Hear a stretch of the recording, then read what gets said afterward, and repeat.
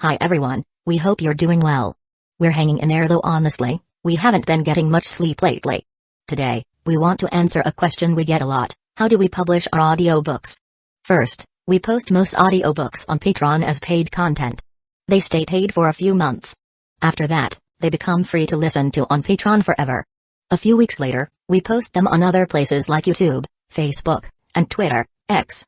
Lately, things have been a bit slow in terms of new members. So we'd love your help. Please share our site with your friends or in places like Facebook groups, Twitter, X, Discord, Reddit, or novel forums. Even one share can really help us grow. Thanks so much for your support. Chapter 1, 8 weeks earlier. At the end of Floor 15 of the Continental Dungeon, a large group of adventurers were trying to defeat the boss of the floor in order to advance to the next floor, but... Run. Hurry. Run for your lives. Damn it. They have been using us as bait. The situation was far from favorable. That group was facing an oppressive power capable of crushing crowds, leaving the majority with no option but to flee, while the rest, completely terrified, could barely move. The biggest problem was that, in fact, there was no expectation of victory. The opponent was not the steel-skin Minotaur they had been expecting, but the terrifying Queen Lamia. So that's what human warriors offer? They're light years away from my king. The Queen Lamia, although a monster, was intelligent and had tremendous beauty, with a voluptuous body and striking curves on her dark skin. However, as a monster, the Queen Lamia had no qualms about killing humans, which made anyone think of running away before she even attacked. However, that group was in luck because, while practically everyone was running towards the door of the hall, there was one person who hadn't done so. "Ma'am, there's still one human who hasn't run," said one of the Grey Goblins, pointing to Basara, a young man with brown hair and green eyes who had just taken off his hood. "Leave him to me," ordered Queen Lamia as she advanced against Basara. Her every step made the floor of the cave shake, but Basara didn't even take a step back. "Hardy human, I'm going to use your head to make a beautiful table of blood for my king," exclaimed Queen Lamia with a sadistic smile. "What madness! Isn't he going to run?" muttered one adventurer, looking back. "Don't stop running, you idiot. Take advantage of the fact that he's baiting the monsters." In the next instant, Queen Lamia caught up with Basara, but just as she raised her right hand to tear him apart with her claws, a different aura enveloped them both. Activated skill, I love the man in front of me. Queen Lamia's right hand moved forward and grabbed the back of his head. Without her devilish smile, Queen Lamia brought his face closer, tilted her head slightly and kissed Basara. The Grey Goblins, who were running just behind the queen, stopped, watching in surprise. Noticing the silence, the adventurers turned and were perplexed. Everyone had expected Queen Lamia to break Basara in half, but a kiss? What's he doing? Stunned, one warrior muttered. "Is that some kind of spell? You kissed Queen Lamia, plus 100 naughty points have been added to the balance. Plus 50 attack points have been purchased. 100 naughty points have been debited from the balance." The situation was clearly unusual. However, Basara was no mere human, but a 16-year-old with hero, demon, dragon and god blood. Normally, he wouldn't have to face a dungeon with so many floors, let alone kiss a Lamia, but circumstances shape the man. Better than explaining, I can show you everything from the start. 8 weeks earlier. For Basara, it seemed like any other morning. He opened his drowsy eyes, blinking several times as he tried to shake off the sleepiness. However, he soon felt a strange restlessness. Still lying down, he looked around, trying to see if anything was out of place. The dark blue bedspread was in the bed's corner, the pajamas he always wore to bed were the same, the walls were covered in rock band posters. Everything was the same. But he felt something was wrong. Basara wiped his face, rubbed his eyes and stood up. Counting his steps to the bathroom, as he did every morning, 12 steps, the same number as always, he felt the cold wooden floor creak under his bare feet. The bathroom mirror gave him back his familiar reflection, messy brown hair, green eyes, and a scar below his right eye. Everything seemed in place, exactly as it always had. Still, something was out of order. What could it be? He filled his hands with cold water and splashed it on his face, hoping that the uncomfortable sensation would go away. However, even as the water ran down his face, the anguish remained. He took a deep breath, gathering his thoughts, and went to the window, hoping to find some relief in the usual view of his surroundings. But it was exactly then that he realized what was different. As he opened the curtains, he faced a vast city stretching as far as the eye could see. It was no ordinary city. Most of the buildings were made of stone, with simple pastel paintwork and red roofs. The streets bustled with horse-drawn carriages and giant lizards on cobblestone pavement. In the distance, A gray castle with red flags fluttered on the horizon. The sky was bluer than ever, with no sign of pollution, skyscrapers, or airplanes. Surprised, Basara took a few steps back, putting a hand to his chin as he tried to make sense of the situation. Are we being targeted by a demon? Or did Yuki cannot keep the villagers at bay? The theories he was trying to plan seemed to make sense. The house and the room were identical, except for the view from the window. Finally, after a few moments, he worried about his family. Dad, Mio and Maria. You must be all right, thought Basara, hurrying out of the room. He went downstairs, almost slipping on the wooden steps. When he reached the kitchen, he saw Jin Tojo, his father, sitting at the table, reading a newspaper. Jin looked at Basara, arched an eyebrow and asked, Basara? What happened? You look like you've seen a ghost. Basara tried to answer, but the words stuck in his throat at the sight of his father's calm. So Basara shook his head and went to the kitchen window, pulling back the curtain. Dad, have you seen what it's like outside? I think we're under attack. Jin leaned back, crossing his arms and looking over Basara's shoulder. Under attack? Jin laughed out loud. It's a beautiful day, isn't it? Yesterday, clouds covered everything, but now the sky is sunny. That's a good sign, don't you think? Basara's eyebrows rose. What's he talking about? Can't he see that the scenery is completely different? Am I the only one here who realizes that everything is out of place? Basara had always known Jin to be a rather carefree sort of man, but this seemed too much, even for his father. I'm talking about that. Basara pointed at a passing cart. Since when does our neighborhood look like that? Jin looked more closely and gave a slight smile, trying to calm Basara down. Basara, I know you didn't like us coming here very much. But it's a big, beautiful city, and the house was very cheap. Basara almost couldn't believe it. Jin really wasn't capable of realizing that everything had changed. Fayu, I know what's going on. You're nervous because today is your first day at Ortigia Academy, right? Come on, give it a chance. This holds the title of the World Magic Academy for a reason. World Magic Academy? Chapter 2, Acromic World Academy of Magic? No, that wasn't right. That was definitely not his world. Where exactly had they ended up? Dad, this isn't our world. There's something wrong, Basara said as he approached Jin. It was then that he realized that Jin's mouth had stopped ajar, and the sounds, all of them, from the noise of carts passing outside to the ordinary noises of a house, had disappeared. Strangely, even the smoke coming from his father's coffee cup was still. Time had stopped. Basara looked around and saw the world around him gradually fading. The colors drained away, like paint washed away by rain. The blue of the sky, the green of the trees, even the pale hue of the walls. In a matter of seconds, everything around them became a pale, lifeless world. And then, amidst that discolored void, only he retained his color. Soon, something emerged from the wall to his right. It was a whitish silhouette with no definition. Basara was paralyzed, unable to react or move. The thing had a bizarre and inhuman appearance. It had no eyes, mouth or nose, just a smooth, pale face, like that of a store mannequin, with articulated arms and legs, resembling an ordinary person. After emerging from the wall, the creature stood up, stared at him and, to Basara's complete surprise, laughed. Ah, Basara, that expression. It's hilarious. You really do not know, do you? You. Immediately, Basara tried to summon his demonic sword and advance. However, as the greenish light emanated from the back of his hand, that mysterious being snapped his fingers. The snap meant that Basara could no longer summon his sword and locked his legs in place. Ah, Basara. Let's go slowly, the creature said, nodding condescendingly and spreading its arms. I'm not your enemy. But I'm not your friend, either. What does that mean? In the blink of an eye, the creature disappeared from his vision and reappeared behind him. You see, I'm an entertainment enthusiast. And that's why I brought you here, he said, slipping one of his arms behind Basara's shoulders. Me? For entertainment? Basara thought. The strange world, the distortion of time, his own powerlessness. This being, whether man, woman, or anything else, was extremely powerful. All right. Whatever it is, I'll collaborate with you, but first explain to me who you are, Basara said.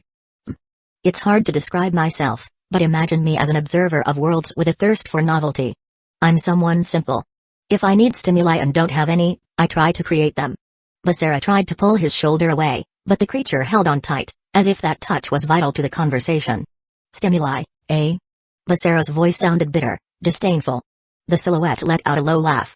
You see? It's because of this personality of yours that you're a perfect choice. You're in a completely different world from your original one and facing someone with an immeasurable amount of capabilities, and yet you show no fear. Yo said perfect choice. Perfect for what, exactly?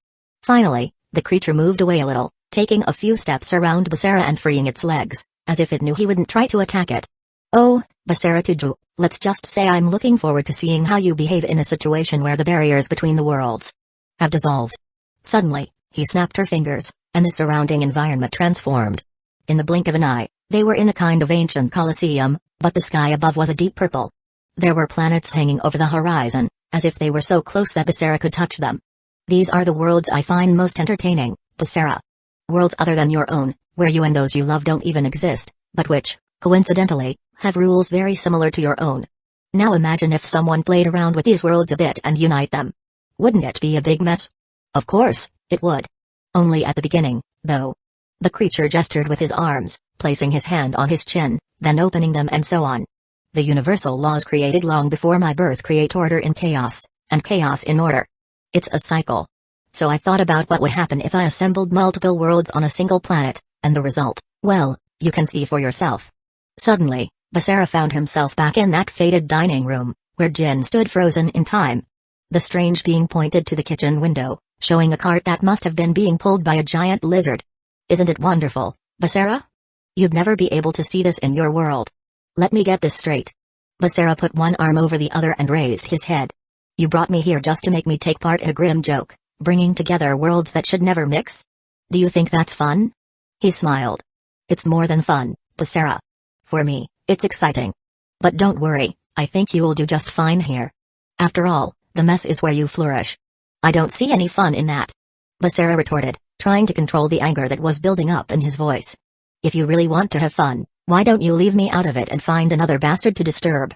The creature laughed, but this time the sound was rougher, as if it was getting less excited. Don't talk like that. You're the great protagonist of this world now. I couldn't find a replacement for you. However, if you really want everything to go back to normal, I'll give you the chance to do so. You just need to do one thing. Basara frowned and narrowed his eyes as he stared at him. And what would that one thing be? You must defeat me in a one-on-one battle. His mind whirred as he processed what he had just heard. Basara was stronger than ordinary people, but he had the humility to understand that he wasn't invincible. So how could he, Basara Tuju, face a being that shaped worlds with the same ease as he wielded his sword?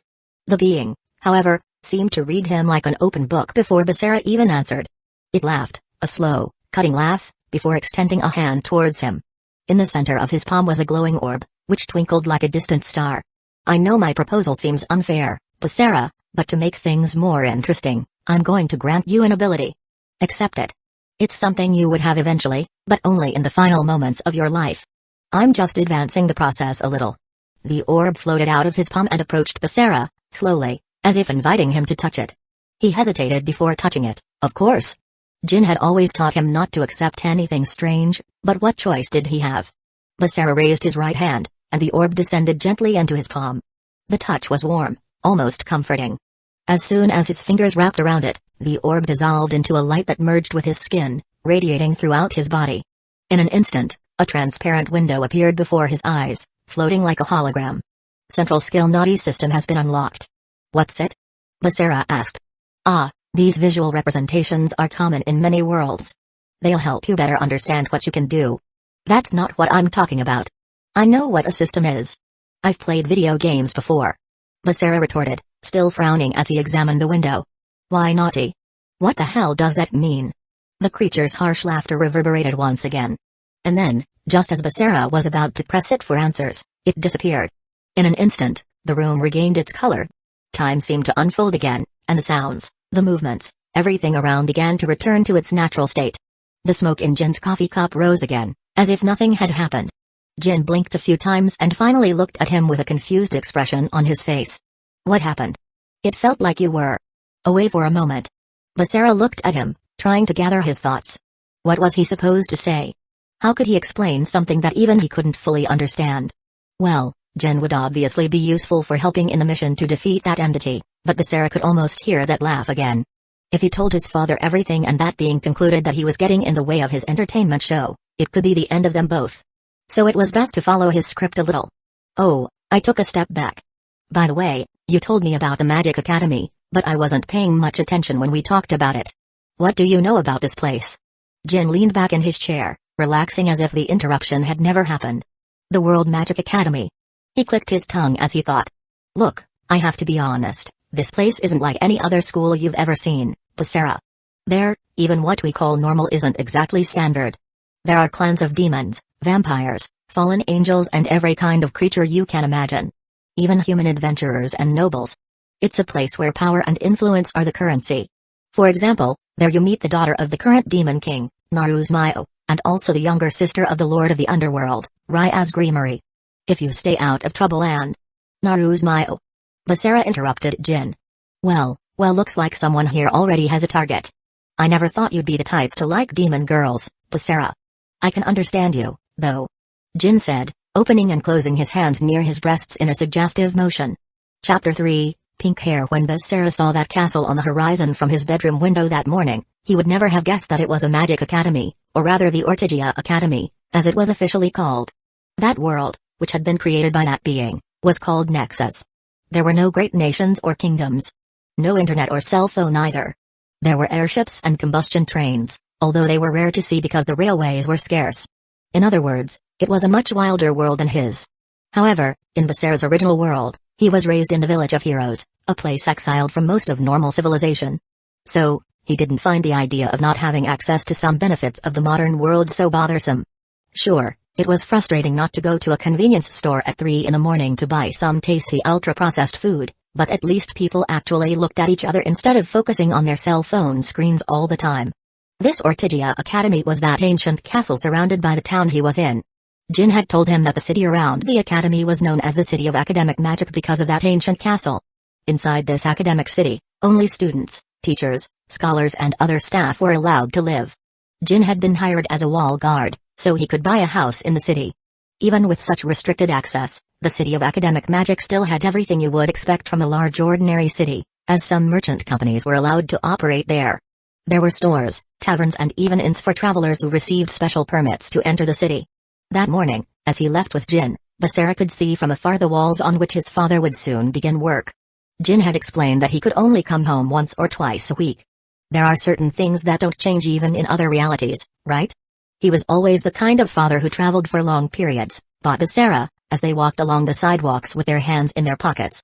The city was big, but a little different from what he was used to. It didn't have that modern hustle and bustle with cars and horns. It was noisy, with many carriages and wagons pulled by large lizards or horses. On every corner, Basara came across spells being used for small everyday jobs, such as lighting lamps or making fruit fly into customers' bags.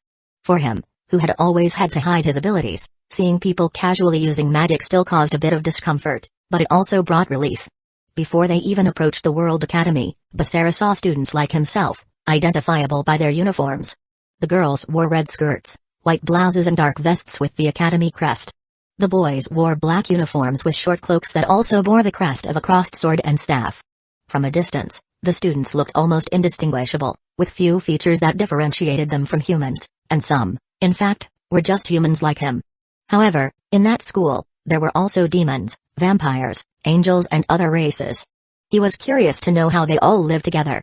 When he stood in front of the gates of the Ortigia Academy for the first time, Basara would confess that his heart was racing a little. Jin accompanied him there just to support him, and placed a hand on the top of his son's head, shaking his hair a little. "Hey! Don't do that in front of everyone," said Basara, with a slightly irritated tone. "Are you ready for this, Basara?" Jin asked, looking seriously at the gates, just as the boy had done moments before. Basara looked ahead again and thought that it couldn't be that bad. It seemed like a calmer world than his, where at least there was a union of races, and the only major goal was to become strong enough to defeat that crazy entity. However, before thinking about that, he wanted to see some people with his own eyes.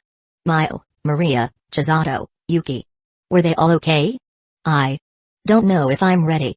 But I'll do my best so you don't have to worry about me, Dad, Basara answered honestly. Jin smiled, and that smile made him feel comfortable. We all start from somewhere. Magic is a skill that grows with time and practice. You have the potential, you just need to believe in yourself. And with a slight nod, Jin pushed him forward, making Basara take the first step into the unknown. Go on. See you in a week. Jin waved, encouraging Basara. The push his father gave him was all the impetus Basara needed. With that, he walked to the gates and crossed them without a problem. The courtyard was full of students who already seemed to have settled in, and he felt like a fish out of water. Then he remembered what Jin had told him before they left home: if you feel lost, use the letter you received from school yesterday to guide you. With a sigh, Basara reached into his jacket pocket and pulled out an ordinary paper letter. There was nothing extraordinary about its appearance, at least at first glance. But as he opened it, a soft light emanated from the paper, and the words on the surface, previously illegible, rearranged themselves. Welcome to the World Magic Academy, Basara. Your classroom is located in the west wing, near the loot board. If in doubt, shout direction for help. He stared at the letter in disbelief. Shout direction? He muttered, shaking his head. Who would be shameless enough to do that on the very first day? Ridiculous. No one would want to attract so much attention on the first day of school. Suddenly, amid his reverie, someone bumped into him, bringing him back to reality. Although Basara wasn't moved by the bump, the person who collided with him wasn't so lucky. They went down with a soft thud. As he turned to see who it was and perhaps offer to help her up, he was a little surprised by the girl's beauty. She had light pink hair and gray eyes. She was wearing the Academy's women's uniform, which seemed a little larger than necessary. And there she was, sitting on the floor, still a little dazed from the fall, and holding a letter in her hand. However, honestly, that wasn't what Basara immediately focused on. Without realizing it, the girl had her legs slightly spread, and he, also without realizing it, was staring at the white panties that were showing. You looked at Mocha Akashiya's underwear, plus 10 naughty points? That's about. This isn't the time, Basara. He thought to himself. Bending down quickly, he held out his hand to help her. Ah. I'm sorry. He muttered, looking away to avoid any further embarrassment. The girl seemed to be in a momentary state of shock until she raised her face, revealing a slight blush on her cheeks. I'm sorry. I didn't see you there. She said. Let me help. Basara insisted, still holding out his hand. She accepted, and with a firm tug, he helped her up. When she was finally on her feet, she seemed a little calmer. She held the letter against her chest, as if it were an amulet, and straightened her uniform with her free hand. I'm Basara Tuju, a new student here. Nice to meet you, Basara-san. I'm Mocha Akashiya, she replied, giving him a shy smile. My pleasure, Mocha-san, he replied with a friendly nod. Chapter 4, Conversationalist. The Ortigia Academy was an impressive place. The gates that Basara had just passed through were huge, carved in dark iron with magical symbols that he didn't fully understand. Students were bustling around in the main courtyard, and the corridors were just as crowded. As Basara prepared to say goodbye to Mocha and head for the west wing, he heard a male voice calling their attention. He turned and saw a boy of medium height, with short brown hair and piercing eyes, approaching with a casual smile. You're both new students, right? Asked the boy, crossing his arms with a confidence that seemed natural. Yes, I'm Basara Tuju, and this is Mocha-san, replied Basara, showing Mocha beside him. I'm Sai Hyuga, one member of the student council. I can guide her. I mean, you two to the classrooms, since it's your first day. How do you know it's our first day? Basara asked. Sai pointed to both of their hands. You're holding your newbie cards. Basara and Mocha exchanged a quick glance, both aware that they really were a bit out of place in their surroundings. Basara wasn't sure what to make of Sai, but he seemed willing to help, which was a relief. Oh, of course. I guess that gave us away pretty quickly, huh? Commented Basara. Sai laughed, crossing his arms. Yeah, it's easy to spot. Furthermore, it's my responsibility to keep an eye on the new students. As they talked, Basara noticed Sai was looking at Mocha in a way that made it clear why he had so readily offered to help them. They walked in silence for a moment, the sound of their footsteps echoing through the marble corridors. The corridors were wide and well lit, with huge windows that allowed sunlight to flood in, but the castle still had that slightly gothic look. On the walls, paintings of ancient figures literally watched and reacted to their movements. When they reached the west wing, Sai led them to an imposing wooden door. He asked them to wait, went inside, and talked to the teacher. When he returned, he said, "Good luck. See you around." Basara took a deep breath and entered, with Mocha by his side. The room was practically full, and, as expected, all eyes turned to them. In fact, they turned to her. To be honest, Basara felt a little relieved. Letting Mocha be the center of attention meant that he could fit in quietly without too much attention on him. The teacher, a thin, short, balding man, welcomed them with a nod, indicating that they should introduce themselves. Please, new students, come forward and introduce yourself to the class. Basara looked at Mocha, who gave a small smile before walking with light steps to the front of the room. My name is Mocha Akashiya. I hope we can get along. The murmurs grew louder, and Basara saw a few glances of interest among the students. Meanwhile, he just hoped that his own introduction would be quick and painless. I'm Basara Tuju. I also hope we can get along. Basara didn't have the same presence as Mocha, and that was a good thing. He walked to an empty seat at the back of the room, where he could observe everything without being disturbed. As he sat down, he noticed his desk neighbor was already there. She was a small girl with short, white hair. The cat ears sticking out of her head were an unusual detail for him, but what really caught his attention was her blank stare. She stared out of the window, completely absorbed, as if the world around her simply didn't exist. For a moment, Basara considered introducing himself. It was his first day, and perhaps it would be a good idea to try to make new friends. But something in her gaze made him think again and back away. Class began, and the teacher made a point of talking about the academy's rules, how they shouldn't use their magical abilities outside of class or leave their true forms out in the open. The moment he said this, Basara saw out of the corner of his eye the white-haired girl's ears disappear. Otherwise, most of the rules were like those of an ordinary school. When the bell rang for a break, the room filled with chatter and laughter, and the students began to get up. Mocha was quickly surrounded by curious classmates, as was to be expected. She handled the attention well, smiling politely as she answered questions about where she came from and what she expected from the academy. Basara stayed in his corner, watching from afar. Before taking any action, he knew he needed to analyze the terrain, something he always did best. Part of his attention was focused on the girl next to him. Ever since the bell rang for the change of classes, she had gone back to gazing peacefully at the sky through the window. Finally, Basara decided to try to strike up a conversation. He cleared his throat and leaned towards her. "Hi, I'm Basara. Looks like we're going to be wallet neighbors." For a moment, he thought she wouldn't answer, but then, in a low voice, she said, "I'm Konko. Konka Tujo." The surname took Basara by surprise. Tujo? The same surname as my? Before he could ask questions, she looked away again, returning her gaze to the window, as if the conversation had already ended. Oh okay, it seems she's not much of a conversationalist. What a problem. He thought, leaning back in his chair and crossing his arms. Then he looked to Mocha, who was still surrounded by colleagues, smiling while she answered a deluge of questions. To Basara's surprise, she glanced back and their eyes met. Her cheeks flushed, which surprised him. Just then, one girl around Mocha asked another question, and she turned her attention back to the group, smiling again. Basara sighed and tilted his head to the side. Is she human? It was a question that hadn't left his mind since he'd met her. In an academy where many races coexisted, it was natural to wonder. Too bad I can't even ask. The teacher said strongly that the main rule of the academy is not to tell other students about your race. He needed a moment to process everything, from his new surroundings to the bustle of the classroom, the loud conversations and the laughter, which didn't help him concentrate. He decided to leave the classroom for a moment, using the bathroom as an excuse to get away while the teacher for the next class didn't arrive. As he left, he realized that, no matter how many times he looked around, he still felt small in that school with such vast corridors. As he walked, he turned a corner and bumped into a familiar girl. Her hair was long and red, and her eyes looked like bright, mesmerizing rubies. Basara recognized her immediately. Naru's Mio. Oh.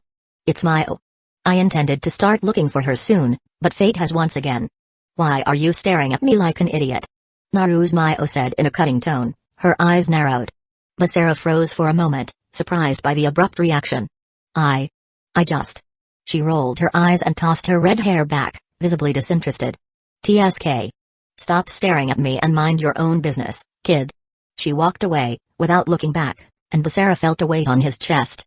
This was not the interaction he had expected, not even close. Obviously, he thought that when they met, she might recognize him somehow, but that didn't happen. Apparently, he was really the only one the faceless man had told about everything, preserving his memories of the old world. Sighing, he massaged his temples. At least it's good to know she's okay. Chapter 5, Sensei Kirasa. Since Naru's Mio looked exactly like the Mio Basara knew, both in appearance and personality, that she didn't recognize him was like being hit with a bucket of cold water. So, with his mind still a little dazed, he stopped looking for the bathroom and returned to the room quickly. If she doesn't have any memories, I'll try to create them again. Besides, I still can't stop thinking about it. It didn't matter how many hours had passed, the memory of Mocha Akashia's white panties kept flashing through his mind. However, it wasn't because of the panties themselves, but because of the strange thing that appeared in front of him when he looked at the panties. I got naughty points at that moment, and it was because I saw her panties. That certainly had something to do with the strange ability that man gave me. That's a lot to think about. He thought and scratched the back of his head as he exclaimed internally. Ortigia Academy, with its vast corridors and new faces, was intimidating enough on its own, and now Basara had to deal with these unexpected interactions and a strange system. When he returned from his trip to the bathroom and opened the classroom door, he found the class in complete silence and staring at the front of the classroom. Feeling confused for a moment, he took a step into the room and quickly understood why everyone was quiet. Standing next to the teacher's desk was a woman he didn't recognize. She was of medium height and had long pink hair. She was wearing a physical education uniform that seemed too loose for her body, but she was beautiful and young. As Basara entered the room through the back door, he tried to get to his desk unnoticed. But, "You're late, Tuju-san." Her voice was cold and serious. He barely had time to turn around to explain before he saw her raise her hand with a small piece of chalk between her fingers. With one swift movement, she threw the chalk in his direction. She had the aim of an expert marksman and the strength of a gorilla. A sharp, rapid sound cut through the air. In reflex, Basara tilted his body to the side, and the chalk glanced off, hitting the wall behind the last seats in the room. He felt everyone's eyes burning into the back of his head. She turned around quickly and everyone looked straight ahead again. The teacher's gaze was still fixed on him, as if he had committed some kind of serious offense just by entering the room. However, she threw no more chalk. "Lucky for you that you dodged. You're a new student, right? I'll let it slide this time, but the next time try not to be late for the restroom. When I get to class, I expect everyone to be ready. I don't tolerate lateness in my class. Yes, I apologize for being late." As he sat down, one student in the back row whispered to his classmate, "Why is Teacher Kirisu wearing a uniform?" Soon, another student had the courage to repeat the same question louder. "Teacher Kirisu, why are you dressed like that today?" She sighed, clearly still annoyed, but answered with the same serious tone she had just used with Basara. "Today we're going to retake the physical tests from the beginning of the semester. I want to see how you've progressed since then." Basara frowned. Physical tests? In a magic academy? Not exactly what he had expected. However, looking at the buzz and the expressions of the other students when she said that, they seemed to take these evaluations seriously, as they were more nervous after she announced it. "Let's go." Everyone went to the changing rooms. "I want to see dedication in today's tests." She turned and left the room, expecting them to follow her. Basara sighed, not knowing what to expect from these tests. As they walked towards the changing rooms, he heard some students commenting on the test more clearly. "Ah. Damn, I should have done more sit-ups in the last few months.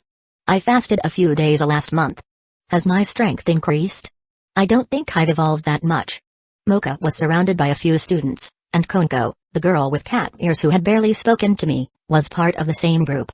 The girls who admired Mocha for her beauty and friendliness also found Konko attractive because she was small and cute. When he arrived at the boys' changing room, Basara found a space in the middle of the room. As none of the boys had exchanged a word with him yet, he felt a little lonely as everyone chatted about the physical tests. "If I'm not mistaken, the teacher said to just open any locker, and the things in our locker in the corridors would appear normally. Will that work? I've never seen magic like this," he thought, and then opened the metal cupboard in front of him. Surprisingly, the clothes were there, as promised, and Basara realized they weren't much different from the classic physical education clothes of an ordinary Japanese school. Besides, they're in my ideal size. I don't know how they do it, but it works, he thought. First, he took off his school uniform blazer and then removed the white shirt he normally wore underneath. It was then that Basara noticed the surrounding silence. He could feel the gazes of several boys watching him out of the corner of his eye. When he finally looked at them, he saw they were all staring at the scars he had all over his body. The scars were something Basara was used to, they had been part of him for so long that he no longer cared. Some came from his rigorous training as a child, while others resulted from the incident that led to his banishment from the village. However, to someone who didn't know his history, this might all seem strange. Basara knew it was normal for the other boys to be so curious, as it wasn't the first time. "Basara-san, did you fight in a war or something?" asked one of his classmates, a slight boy who was sitting on a nearby bench. "SH. You shouldn't talk like that, Tanaka-kun." Basara smiled with the corner of his mouth. "Actually, it's fine. You can look and comment. I was a pretty messy kid when I was younger, so I ended up getting a lot of these scars from accidents."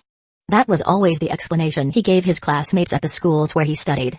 This time, the reaction of most of them was to laugh a little and say that he didn't seem like the type of boy to get into trouble. However, some showed no reaction at all, and Basara felt they seemed to know he was lying. When they finally finished changing and headed for the field, Professor Kirisu and a few girls were already waiting. "Let's start with the endurance tests. Take advantage of the free time to stretch and warm up. I want to see every one of you doing your best. I don't accept laziness or excuses." A few minutes later, Everyone was running around the field, jumping over hurdles and carrying out a series of exercises that were more like military training than an ordinary physical education test. Basara kept a steady pace, not wanting to stand out, but also not wanting to look weak and become the target of bullies.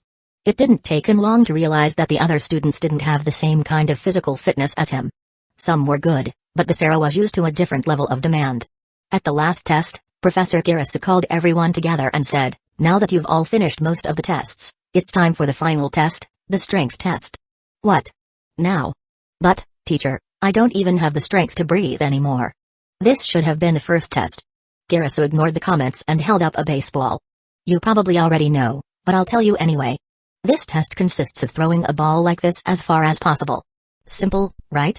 But before anyone relaxes, remember that you're halfway through your first year and, so far, the dungeons have not granted permission to access to any student in this class." "Dungeons? Is that a game?" Basara wondered. His classmates' reactions suggested that this was well-known and clearly important information. Permission to access the dungeons will only be granted to those who prove their worth in the physical and magical tests. If you don't get satisfactory physical results here, you can forget about entering the dungeons this year, even if you are extremely skilled with magic. Next to him, Basara heard a whisper from the same boy who had asked about his scars earlier. "Damn, I needed that permission so badly. My brother got it in the first year and never stopped bragging about it." Chapter 6, Meter Marks. Let's go. "I'm going to show you how to throw. Watch carefully," Kirisu-sensei said, raising the ball to eye level. The students' gazes followed the teacher as she positioned herself at the spot marked for the throw. Kirisu-sensei bent her knees slightly and assumed a focused posture, with her gaze fixed on the horizon. There were several stripes in front of the spot marked for the throw, divided by meters and more meters of distance in an open dirt field that ended with a metal fence to the forest that surrounded the academy. Kirisu lifted the ball, swinging her arm back fluidly, as if she was used to making this movement. Then she threw the ball with impressive force. The trajectory was clean and fast as the ball she threw sliced through the air. All eyes followed the ball's rapid ascent until it lost speed and finally fell with a distant thud. 70 meters? One girl exclaimed in surprise. That's what the pink magic numbers that appeared in the air next to Kirisu-sensei said. Basara gulped, immediately understanding how she had thrown the chalk so powerfully at him before. 70 meters, sensei. Wow. One of the closest students murmured, clearly impressed. Teacher Kirisu crossed her arms and let out a soft sigh, remaining as serious as ever. Only 70 meters. Even for an ordinary human being like me, that's not much. With a little physical training, any of you can do much better. Basara looked around and noticed that most of his colleagues seemed torn between admiration and nervousness. She says she's an ordinary human. But no human here could achieve the same results. One girl commented. Then Kirisu-sensei turned her attention to the group again. Now, it's your turn. And remember, I want to see results better than mine.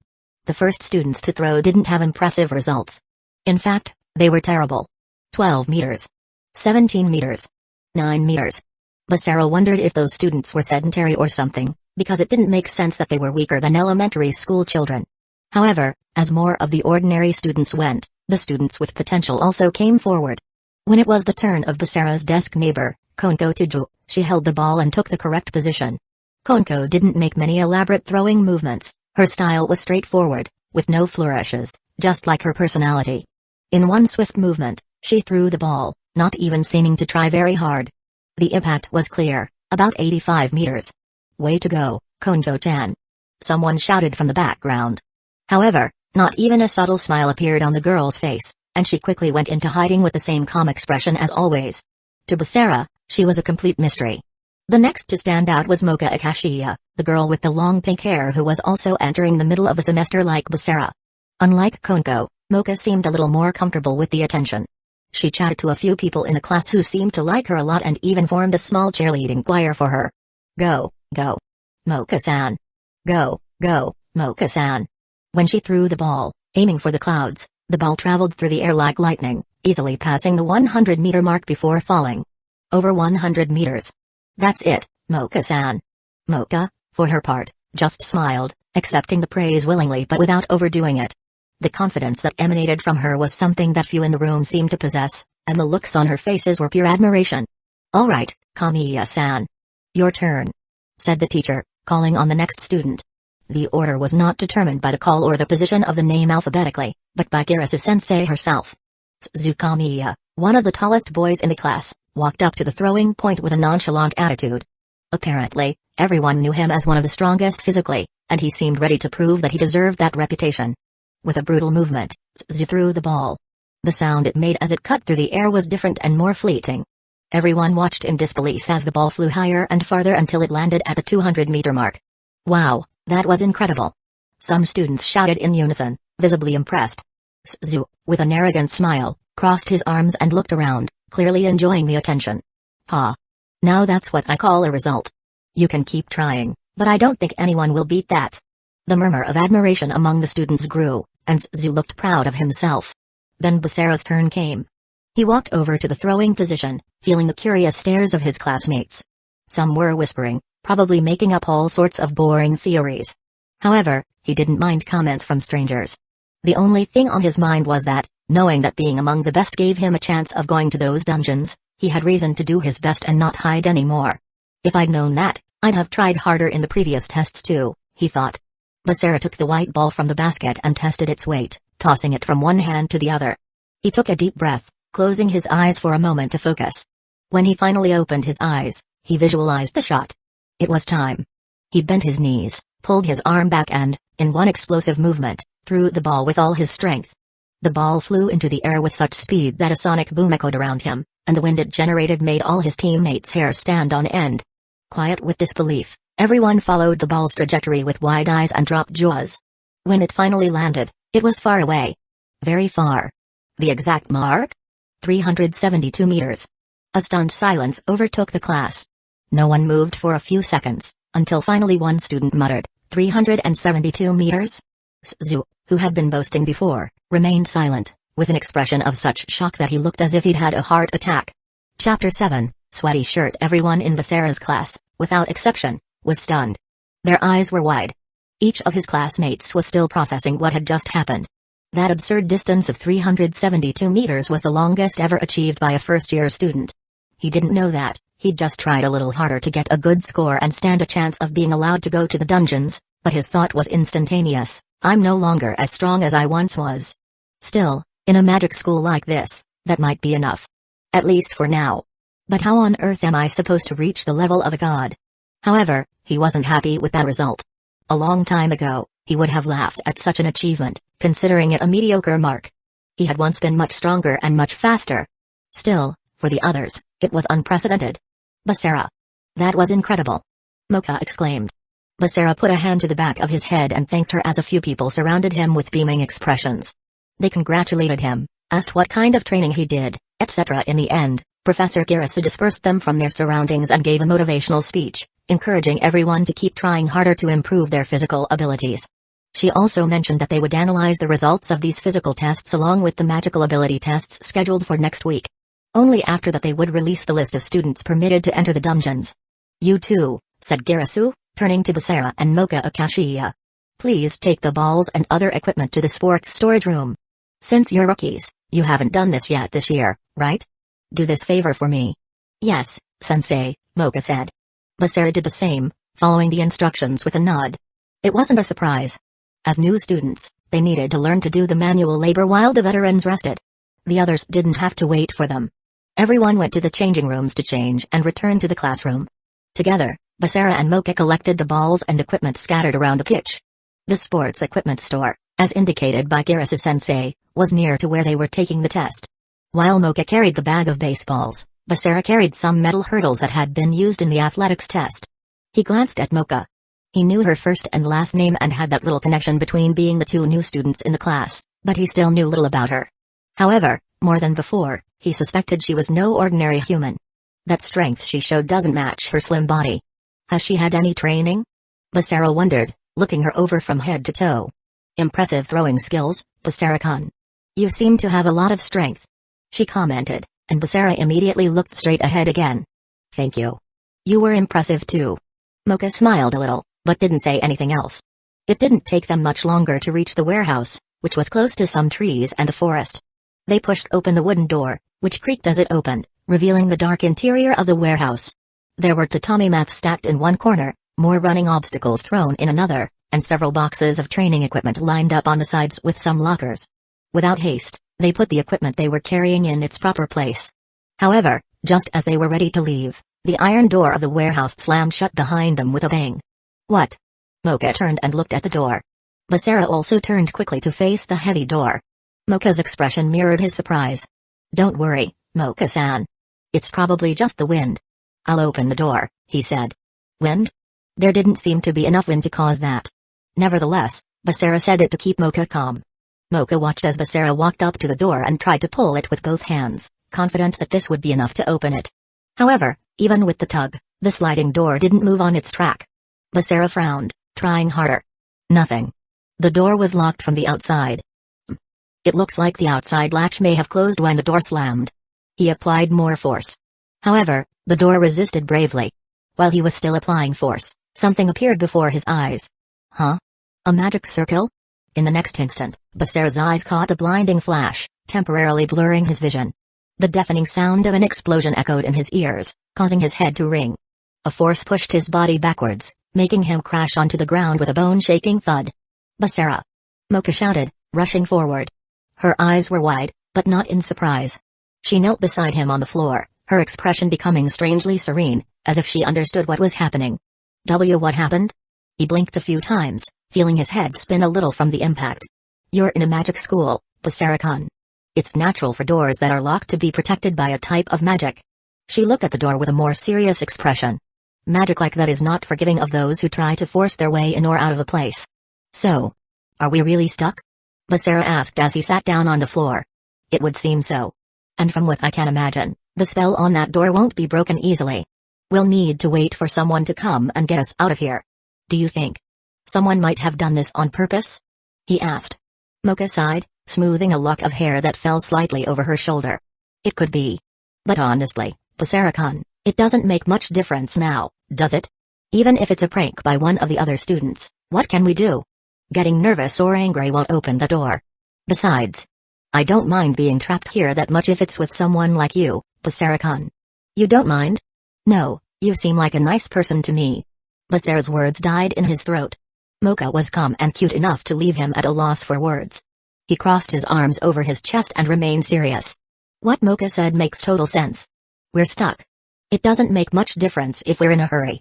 However, they were wrong. Over the next few minutes, the heat inside the warehouse began to increase as the sun became higher and more prominent in the sky. Even with the wind coming in through the small windows near the ceiling, the place quickly became an oven. Looks like it'll be a while before anyone realizes we're here, Mocha said, a little breathless from the heat. The heat was starting to get more uncomfortable. Basara's shirt was sticking to his body, and he could feel the sweat running down the back of his neck, making his skin sticky. Mocha lay down on the cold floor to get some relief. She was using a mat as a headrest and had her eyes closed as if she were simply relaxing. Basara's eyes roamed over her, unconsciously admiring her while her eyes were closed. It was then that he noticed that Mocha's clothes were as drenched in sweat as her own, perhaps even more so. The white t-shirt she was wearing was sticking to and, because of this, he could see the outline of her pink bra through the thin fabric. His heart leapt, and out of politeness, he glanced away. You saw the bra of a shirt through her sweaty shirt. You've earned plus 15 naughty points. What the hell is that again? Generating response. Response generated. Skill, naughty system description. This ability comes from your unique blend of god, demon and hero blood. The awakening of this ability was supposed to happen when your virility was no longer at its peak, in old age, but unknown forces forced the awakening. Effects. Each time you, Basara Tuju, feel aroused or sexually stimulated, you will gain an amount of points equivalent to the size, quality and intensity of the stimulation. The naughty points you receive will allow you to create, change and evolve skills. Rating, unique. Requirement, harmful actions. Evolution, it is not possible to evolve or alter the characteristics or prerequisites of this skill. Chapter 8, Mocha apostrophe. Create, change and evolve abilities. That's what the video game style window said about Basara's ability, called Naughty System. To him, that was frightening on an absurd level. While an ability like this made him excited about the opportunities it could create, it also caused a certain fear.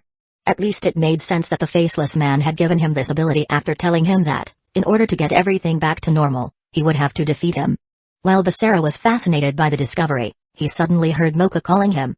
Basara-kun. What is it, Mocha-san? He asked, turning to look at her. She had a slight flush on her cheeks. It's getting very hot in here. I need to take my shirt off. I can't stand this heat any longer. Surprised, Basara opened his mouth to reply, But before he could say anything, she quickly added, "Could you turn to the wall?" I'd rather you didn't see it." His heart raced for a moment. "Of course, Mocha-san." Basara turned his back to her, staring at the walls of the warehouse. He could hear Mocha's slight movements as she took off her sweat-soaked t-shirt. The sound of the fabric moving against her skin made his cheeks heat. He had definitely never expected to experience such an uncomfortable moment just 2 hours after crossing the gym gates for the first time. "You should take yours off too, Basara-kun. That way, you'll feel fresher." She was right.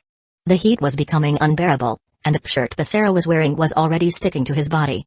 With an almost imperceptible nod, he pulled the shirt up and took it off in one go.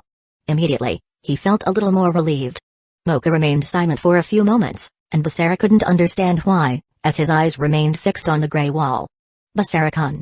Can I ask you something?" He turned his head slightly, without looking at her directly. "Of course.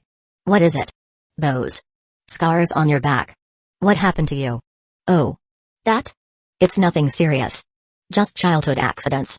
You know, a restless kid, climbing trees, falling off branches, cutting himself on bushes." He let out a short laugh. "I was a bit clumsy." Basara felt Mocha was still watching him. "Why do you ask?" he asked, turning his head a little more to understand. "It's nothing. I was just a bit curious. Sorry if I bothered you." At that moment, Basara briefly noticed the object hanging around her neck, the small rosary. He looked forward and said, "By the way, Mocha-san." "Huh? What?" "That rosary you're carrying. Are you religious?" Her fingers dabbed the rosary as she looked at it. "This rosary is important to me. It serves as a reminder of who I am and where I came from. I can't part with it because it keeps certain things under control." "Things? What do you mean?" "Let's just say there are parts of me that you don't know yet, Basara-kun. And this rosary keeps those parts asleep." He remained silent, not knowing what to say. Those words were too enigmatic, and they said practically nothing. Although Basara was still intrigued, he refrained from prying into a potentially sensitive matter. The heat inside the shed appeared to have lessened a little, or perhaps he was simply too distracted to notice. "About your scars, Basara-kun, can I touch them? I've never had one, so I don't know what it feels like to touch one." "You can, if you want it too much."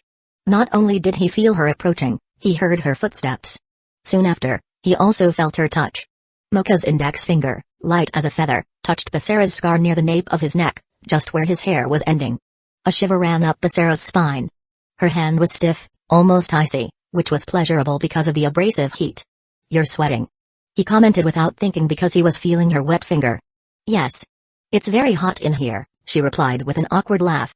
As Mocha continued to run her index finger over Basara's scars, as if exploring an unknown map, he noticed that her breathing was gradually becoming more labored. "Is the heat rising again?" he wondered. "Basara-kun, do you trust me?" Mocha suddenly asked. The question caught him a little off guard. What exactly did she mean by that? Of course, they were colleagues and had already exchanged a few words, but nothing much more. Still, Basara wasn't so rude or ungentlemanly as to say that he didn't trust her. "I do." "You asked about my rosary before, didn't you?" "I said it's important to me, but I didn't explain why." Basara turned a little. Although he was avoiding looking at her pink bra, it was impossible not to notice the glint of the silver rosary she was talking about.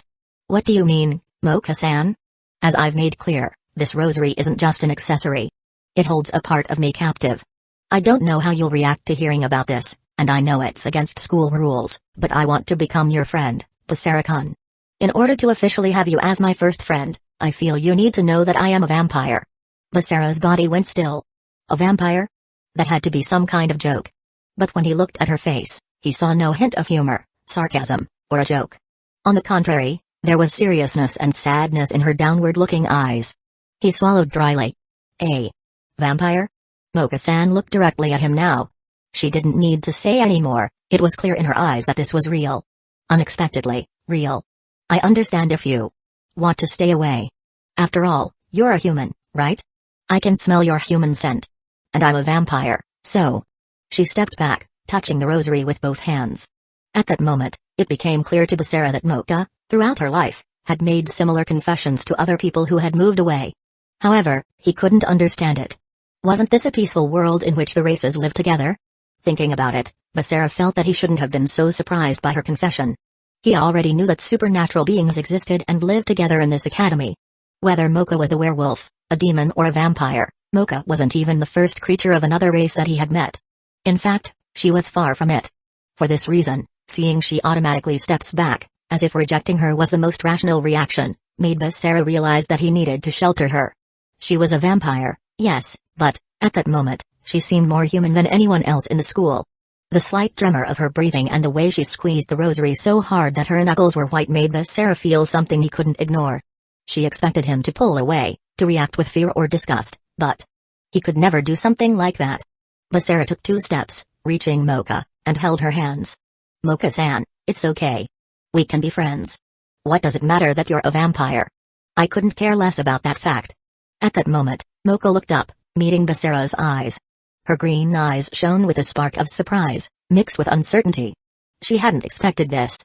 Holding her hands, he saw that her skin wasn't cold because it was wet. It was naturally cold. Yes, I've heard legends about that.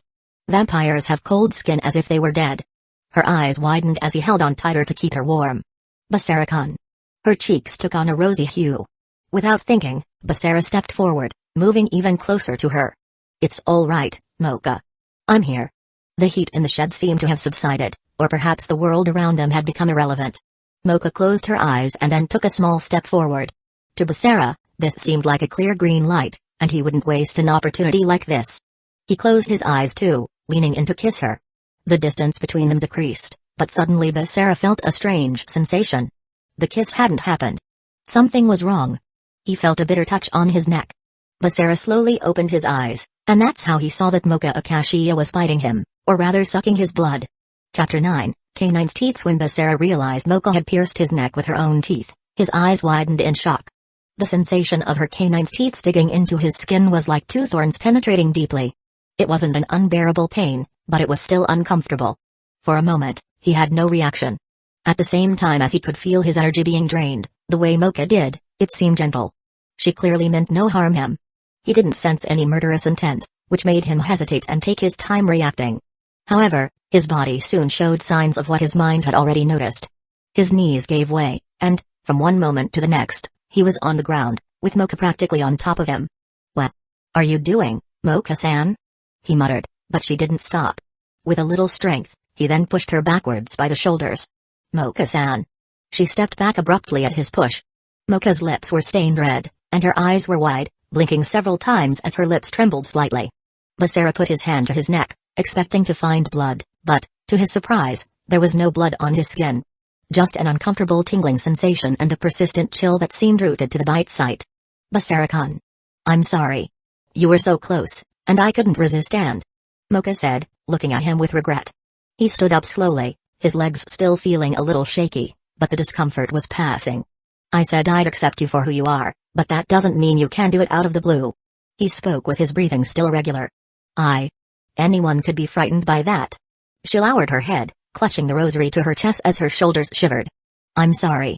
I couldn't control myself. Basara-kun, scaring you was not my intention. Mocha-san was so gentle, cute and graceful, and, at the same time, a supernatural creature. Basara couldn't forget that. I've never done that before. I've never drunk a human's blood directly. Only blood bags. Never from a real person. When Mocha said this, her eyes met his. Once again, Basara saw truth. So, why did you do it now? Because I trust you, Basara-kun.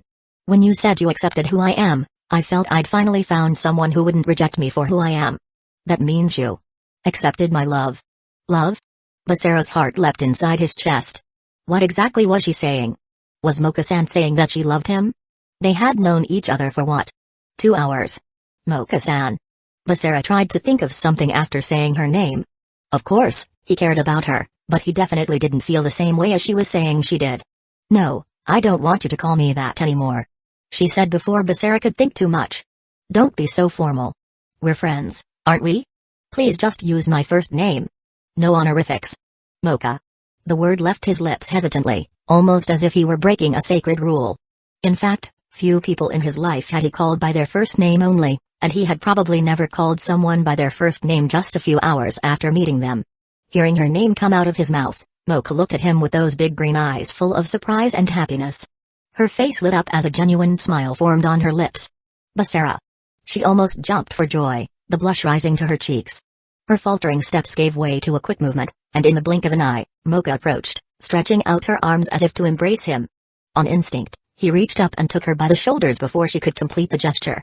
His fingers felt the delicacy of her bones beneath her skin and, for a brief second, her expression changed to confusion. Then she blinked, her gaze falling on a slight wound on his neck. Basara felt bad for stopping her, but it was instinctive. When he released her, she lowered her eyes again, perhaps understanding the situation a little. Again, I'm sorry. I really didn't mean to hurt you, Basara. If I could take it back. No, it's okay, I just... Basara scratched the back of his head, looking away. Let's be fair, then. As an apology for biting you on the neck. Maybe you should bite me too. You want me to bite your neck? She nodded and stepped forward, pushing her long hair away from her right shoulder and exposing the delicate curve of her pale neck. But not too hard. My skin is thin, she said, already closing her eyes in anticipation. For Basara, this seemed strange. He wasn't like her, he wasn't a vampire. Even if the intention was fair, it didn't seem proportional. Then something struck him. Since Mocha had taken off her shirt because of the heat in the shed, her breasts, covered by a delicate pink bra, were visible to him. Comparing the position, Basara realized that the invasion of privacy he felt when Mocha sucked his blood so suddenly was perhaps similar to what it would be like to touch her. So his hand, almost of its own accord, moved. Before he could rationalize or stop the impulse by some moral lock, he slipped one of his hands under her bra, lightly groping one of her breasts. Plus 70 naughty points, her left breast was a little bigger than his right hand and incredibly soft. Mocha opened her eyes immediately at the touch. Slowly, her gaze lowered to where Basara's hand was touching her, and the blush quickly rose on her face. Her body stiffened with shame. Baba Basara-kun, she whispered, clearly embarrassed, as she tried to back away from him. But with her quick movement backwards, things got out of hand. His hand, still trapped under her bra, made it difficult to pull away, and the result was disastrous. In a matter of moments, they both lost their balance and ended up on the ground, with Mocha falling first and Basara on top. The impact wasn't severe, but the scene itself was embarrassing. His knees were next to her hips, with his right hand still on her breast and the other resting on the floor next to her head, while their faces were dangerously close. Mocha's breathing quickened, and Basara froze, not knowing how to react. Coincidentally, it was at that exact moment that the shed sliding door creaked open. Ah, sorry for the delay, Basara-san, Mocha-san. I was told you were under arrest, but it took me a while to find the key and... Teacher Kirisu abruptly stopped speaking when she saw the scene before her. How do you think you're doing? Chapter 10, Sit down. Professor Kirisu stood paralyzed in the doorway of the shed, her eyes wide. Basara couldn't blame her. She was watching him stand over Mocha with one of his hands under her bra, which only made the situation worse. What do you think you're doing? She asked. This isn't what it looks like. Basara finally stammered, but as he looked down at his hand still under Mocha's bra, he felt the heat of embarrassment rise even higher. No, what I meant was... That was an accident. Professor Kirisu's face was flushed, and she frowned. She sighed deeply, clearly trying to keep her composure before speaking again. You two. Come with me now. This is unacceptable. She turned abruptly, walking out of the front of the shed and leaving them standing there, stunned. Basara stood up first, and Mocha quickly did the same.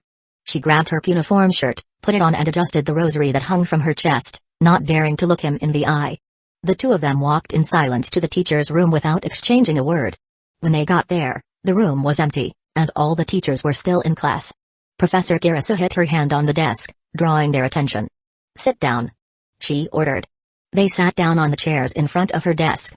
You can't do that sort of thing on school premises, even if you're boyfriend and girlfriend. The last word was said with a certain hesitation, and Professor Kirisu's cheeks blushed slightly. Despite her stern tone, the situation also embarrassed her. There are limits in this academy, and your behavior was completely inappropriate. Basara opened his mouth to try to say something, but no sound came out. The shame was so great that any attempt at an explanation could make it worse. He glanced at Mocha and saw that she was keeping her eyes fixed on the teacher, also aware that explaining what had happened would sound ridiculous. The teacher sighed again, clearly frustrated. I expected more from both of you, especially you, Basara-kun. I know you're young and that sometimes things can get out of hand, but please be more careful in the future. He nodded, unable to say anything. The lecture wasn't unfair, on the contrary, she was even being too kind, considering the circumstances. Now, I suggest you go back to the classroom and reflect on what happened. And remember, you must not repeat what happened today, understand? Yes, Kirisu-sensei, muttered Basara, and Mocha did the same. The teacher dismissed them, and the two of them stood up slowly, leaving the room with the same heavy silence that had accompanied them since the shed. Outside, Mocha turned to Basara and said, "Basara-kun." She used the honorific again. "I'm sorry. I really didn't want that to happen." He shook his head, offering her a weak smile. "Don't worry, Mocha. It was largely my fault. Let's try to forget about it, okay?" So they went back to the classroom. The rest of the lessons went smoothly, but Basara was sure that someone had locked them in that shed on purpose, because the teacher had said, before seeing them on the floor, that someone had informed her they were there. He just needed to find out who had done it. Surely it was someone from their class, as they were the only ones in the area. Despite this doubt, the end of the day arrived. As they walked together to the exit, Mocha asked him to wait for her, which he did. Basara kept her company in front of the academy until a black carriage, adorned with silver details, approached and stopped in front of them. "Thank you for staying here with me. I have to go. See you tomorrow?" she asked. "Yes, of course." Mocha got into the carriage and, before setting off, smiled at him as she waved. Basara watched the carriage disappear down the road before starting his walk home. "I guess she felt that what I did was fair, otherwise she would have fought me, wouldn't she?" When he arrived, he found the place empty. His father had probably already gone to work on the city walls. Did he say see you in a month? What kind of fucking job is that? It's worse than working on those oil rigs in the middle of the sea. Tired, Basara took advantage of the fact that his father wouldn't be back soon and left his backpack by the door. There was no point in taking it to his room if he had to go to school the next day, anyway. He went straight to the bathroom, urgently needing a moment to relax. The warm water of the bath filled the room with steam. Soon, he took off his clothes and immersed himself in that calm water. It was a relief. It had been a long day.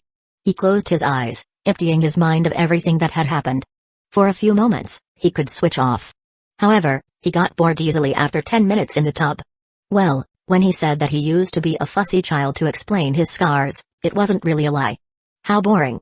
What am I going to do after class here? Basara thought as he blew bubbles with his mouth in the water.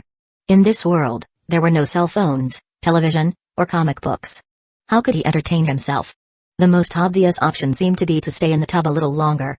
Minutes later, the hot water no longer so inviting, and the temptation to blow bubbles with his mouth came back to haunt him. However, before he gave in to the impulse, a more interesting thought came to mind. The naughty system. Of course, as the day drew to a close, the system came back to Basara's mind. He knew he needed to check out the possibilities of it, better understand how it worked and, perhaps, discover something that could help him. He settled into the tub and said, "Open naughty system." Immediately, an invisible screen appeared in front of him. Floating in the air, it had a dark blue hue. Impressively, the interface didn't have any attributes, inventory or things he might expect from a video game, just a balance section. Balance, 95 naughty points, okay. That screen that appeared for me earlier said that I could create, modify, and evolve skills. What skills do I have at the moment? You don't have a skill that lets you see all your skills, right? If I don't have one, can I use you to create a skill to help me with that? Yes, you can create a skill to let you see what your skills are for 10 naughty points. Do you want to complete this action? Yes or no, two options appeared to him, but rejecting them seemed unreasonable considering that the cost was low. So he tapped, yes. 10 naughty points were debited. What do you want the skill in question to be called? How about Fan of Skills? Skill Fan of Skills has been created, congratulations. You've received a bonus of 50 naughty points for creating your first skill, plus 50 naughty points have been added to the balance. Chapter 11, Available Skills. Before Basara realized it, his toes were wrinkled, showing that he had been submerged in the bathtub water for almost half an hour. He stood up, took his first foot out of the water, and placed it on the cold bathroom floor. He then stretched out his left arm to grab the towel on the rack. After briefly drying himself, he wrapped the towel around his waist and left the bathroom.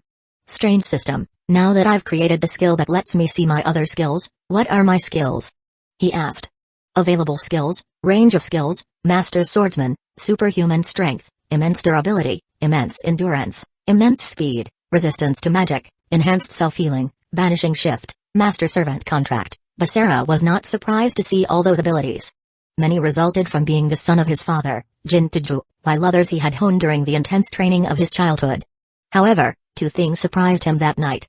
The first was the absence of any mention of Brynhildr, his demon sword. However, he deduced that this could be explained because other people, and the system, might consider Brynhildr an item, even though that was not how he see Brynhildr. The second surprise was the mention of the master-servant contract he had with Naruto. Does that mean the contract is still active? He asked himself, looking at his left hand. It doesn't make much sense that it's active, but, at the same time, it makes. As far as I know, I'm the only one who has memories of my original world. It was almost obvious to me that that man changed a lot, including our bodies. Now, I don't know. Maybe he just messed with our memories? The last thing I remember is... Shit, what was I doing? God, what a strange feeling. My memories of my world are misaligned at the same time as they're in order. I remember everyone, but I can't remember the last thing I did before I woke up in this world. While he was talking to himself, Basara went to his room and changed. He then went downstairs to check the kitchen for food. System, can you tell me if the master-servant contract I have with Mio is active for the Naruto of this reality? And help me understand what happened to my memories? As I understand it, you want to create a skill that helps you with extracorporeal knowledge. Am I right? Out of body? What do you mean? It means creating an ability that borders on omniscience. Is it possible to make a skill that powerful? I want to. Do it. This action will cost 1,000 naughty points. Do you want to complete this action? Yes or no? Basara's balance at the time was only 135 naughty points, so his options were very limited. He could save up points until he had enough to create this external knowledge skill, or try to create smaller skills to complement it. Arg, what an expensive skill. Actually, system, forget it. We can try to make this skill another day. As I understand it, naughty points can only be got through exciting situations, right? That's correct. In other words, the more exciting situations that happen to me, the more points I'll earn. Yes, so, I want you to create a pheromone skill that only works with girls. That way, when they get close to me, they'll get excited and try to do all sorts of things. Are you sure? Ugh. Don't talk like that. Does it sound that bad? A pheromone ability could certainly be useful for you, but it could get in your way at certain times. The system was undoubtedly correct. Although Basara wanted to be fast, he knew he couldn't try to speed things up too much and end up doing bad things. Using pheromones wasn't much different from hypnosis, and Basara certainly didn't stop thinking like a hero even though he had been banished from his village. Shit, what the hell was I thinking? I'll have to be more careful and not be so rash. Being able to obtain a new skill just by giving a voice command can be extremely dangerous. Basara thought. The kitchen in his house was identical to the one he remembered from his world. The clean worktops and dark wood furniture formed a familiar environment. Instinctively, he approached the fridge, hoping to find something simple to eat. Then, at the last second before he touched the door, a faint glow caught his eye. There was a magic circle discreetly engraved in the top corner of the fridge, almost invisible at first glance. Magic circle? Basara knew almost nothing about magic, or at least his memories suggested not. Her father had always trained him in combat, physical strength and sword skills, so magic had never been a priority. Now, looking at that strange symbol on the fridge, Basara remembered that such modernities as a fridge, electricity and even running hot water were supposed to be luxuries in this world and not something that an ordinary house like his should have. Earlier, when he turned on the tap to fill the bath, there was a similar glow at the base of the tap. It looked as if the water had been conjured up from somewhere, and not simply distributed through pipes. And just now, when he turned it on from the kitchen, the same thing happened at the switch. Basara realized that the lighting in the kitchen ceiling was controlled by little magical seals inscribed on the light bulb. He was living in a world where, apparently, magic had replaced almost all the technology he knew. Everything, from household utensils to door security, was wrapped in magic circles that he did not know how they worked. As he looked at the lock on the living room door, he noticed another magic circle there. Now that his eyes were attentive to these details, everything became clearer. Basara sighed, thinking that at least he was already at Ortigia Academy and could focus on learning how these things worked. He took a yogurt from a glass jar and walked over to the table, where he sat down. After thinking for a few minutes about dozens, maybe hundreds of skill options, including whether he should create a skill to have a complete understanding of how magic circles worked, he realized that the amount of points he had was probably ridiculous for the powerful skills he wanted to obtain. So he finally asked that had been on his mind since he was in the bathtub. System, how much would it cost for a skill that I can defeat that mysterious man with thought? I don't know the individual who is in his thoughts at the moment and, for that reason, I can't know his strengths and weaknesses. However, creating instant death skills usually requires a lot of points and there are several ways to block them. You're right. Still, thanks, you've given me an interesting idea. System, I want to create a simple skill to analyze targets in detail. I can create an analysis skill that will accurately describe what the target of the skill is for just 10 naughty points, for example. If you look at an apple, I will tell you that the red, slightly rounded fruit is an apple. No, I want a skill that can do a bit more in-depth analysis than a child, or I could do myself. I want something that lets me know a bit about the person at a glance. You want to be able to access individuals' complete bodily information, such as strength, mana, agility and so on. Am I right? Precisely. This action will cost 100 naughty points. Do you want to complete this action? Yes or no? Hesitating, Basara moved his right index finger to the yes key on the semi-transparent rectangle, which glowed at the touch.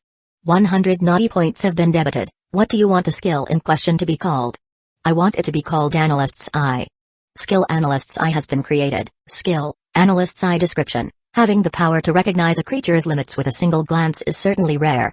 Effects. You can look at the attributes of any creature that becomes the target of your skill, except for those that have anti-privacy skills or know that you have this skill. Rating, unique. Requirement, none. Evolution, available for 250 naughty points. Basara looked at his own right hand and mentalized the urge to use the new skill. It worked immediately, showing him his own information. Chapter 12, Letter, Nickname, Basara Tuju, Age, 16, Class, Swordsman, Health Point, 400 out of 400, Magic Point, 150 out of 150, Attributes, Strength, 75, Intelligence, 40, Agility, 60, Charisma, 35, Constitution, 80, Wisdom, 50, Dexterity, 65, Perception, 55. Basara looked at the system window with an expression of doubt while he pondered aloud. I know I wanted something like a video game, but this is too similar, isn't it? That window was so big, with so many numbers, that he felt a little lost. Not exactly a geeky kid, Basara didn't know much about game systems, but he thought he knew the basics. He knew, for example, that dexterity and agility were different, contrary to what many people thought. However, there's no way for me to level up and improve my attributes like in a game. I believe this should be done normally through training, unless I create a skill for it. Anyway, getting this skill cost me 100 naughty points, which were expensive for me, but I think it will be an exceptional skill in the short and long term. Now, I only have 35 naughty points left. I still think it would be great if I had a skill that would help me get through more exciting events. What can I create? Basara pondered what would be fair and ethical when creating skills to facilitate interactions with girls. He didn't think it would be right to create something that would force their attraction dishonestly. However, he wondered if he could increase his chances in a less direct way. As he reflected, he remembered what had happened to Mocha Akashiya earlier that day. Getting stuck in that place was a tremendous stroke of luck. As he uttered the last word, a snap appeared in his mind. That's it. Luck is the answer. System, is it possible for me to create a skill that gives me better luck with girls for only 35 naughty points? Luck is a relative thing. What do you define as luck? Basara put a hand to his chin and defined an order of factors that result in something positive for a person. You want a skill that changes the probability of the surrounding events in your favor? Exactly. This action will cost 10,000 naughty points. Do you want to complete this action? Yes or no? He was stunned by the absurd amount of points required. However, upon further thought, Basara realized that a skill that controlled luck in all aspects would indeed have a high value. He needed to limit its range. Okay, system. I can't afford a skill that involves my luck in relation to all the things around me, but if it's in relation to just one type of living being, the cost of that can drop dramatically, right? If the skill involves only one type of living being, the cost of creating it will be considerably lower. The system will adjust the parameters to generate a new skill based on your specifications. Basara stared at the glowing window in front of him and asked, how much cheaper would it be if this ability only applied to the surrounding humans? No. Even better. I want it to apply only to girls of any kind. How much would the cost be reduced? Considering part of the first request and your last request, creating such a skill will cost 30 naughty points. Do you want to complete this action? Yes or no, being proportional? What do you mean? Wait, system, can I see which skill you want to create? Basara asked. Obviously, creating a provisional name. Creating a description. Creating parameters, skill, luck and love description. This skill increases your chances of favorable interactions with human and non-human girls, slightly adjusting the odds in your favor. It doesn't guarantee immediate results, but it can create situations that can help you. Creation cost, 30 naughty points. I thought I was bad at coming up with names, but this name sounds a bit cheesy. Basara admitted, but it seemed to be the skill he was looking for, a subtle aid to creating opportunities. He reached out to the icon that said, yes, and soon the system confirmed it. Luck and love skill successfully created. You did not create the name of this skill. Do you want to change it? No, it's fine. With such a literal name, it's not too different from the name I'd give to a skill like this. Basara waved his right hand in front of his face, denying it. Seeing his naughty points reduced to just 5, Basara sighed, but was satisfied with his new skill. He closed the system window with a gesture and watched the kitchen return to its normal state. Well, I think I've made enough progress for one day. It's time for bed. He then went up to the second floor of his house and pushed open the bedroom door. The room was tidy, with a bed against the wall near the window, the closet door closed, and a small table next to it where he usually left his belongings. As he walked over to the bed, something else caught his eye. A small sheet of paper was carefully placed on the pillow. Curious, Basara took the paper and unfolded it, immediately recognizing his father's rather clumsy handwriting. Hello, Basara, how was your first day at school? I'm sorry I wasn't there when I brought you to this town. I know that maybe living in a big city like this is too much for you to adapt to easily, but I believe you'll manage. Seeing how bewildered you were this morning, I want to remind you that you still haven't bought the materials you need for several of your classes at the new school. The list is in the drawer of the kitchen tool cupboard, and you should buy them tomorrow before you go to school. The store's in the center opening at 8 o'clock and your first lesson is at 9, so you'll need to be quick. Anyway, you don't have to answer this letter, but I'll send you more of them to find out how things are going out there, and you don't have to avoid sending me letters either. Stay out of trouble, Basara. If you bring girls to our house, remember that under no circumstances should they use my room, but the rest of the house is free. Hee. See you soon, Dad. Basara let out a light laugh, his face a little flushed. You'd think I'd bring girls home. It was you who did it the other time, Dad, inviting 2 strange girls to live with us with the excuse that they'd be my sisters. Basara put the note in the drawer next to the bed and then threw himself on the mattress, ending his first day in this crazy world. Chapter 13, Materials Required. Basara was walking down the street, holding the list of materials his father had mentioned in his letter the day before.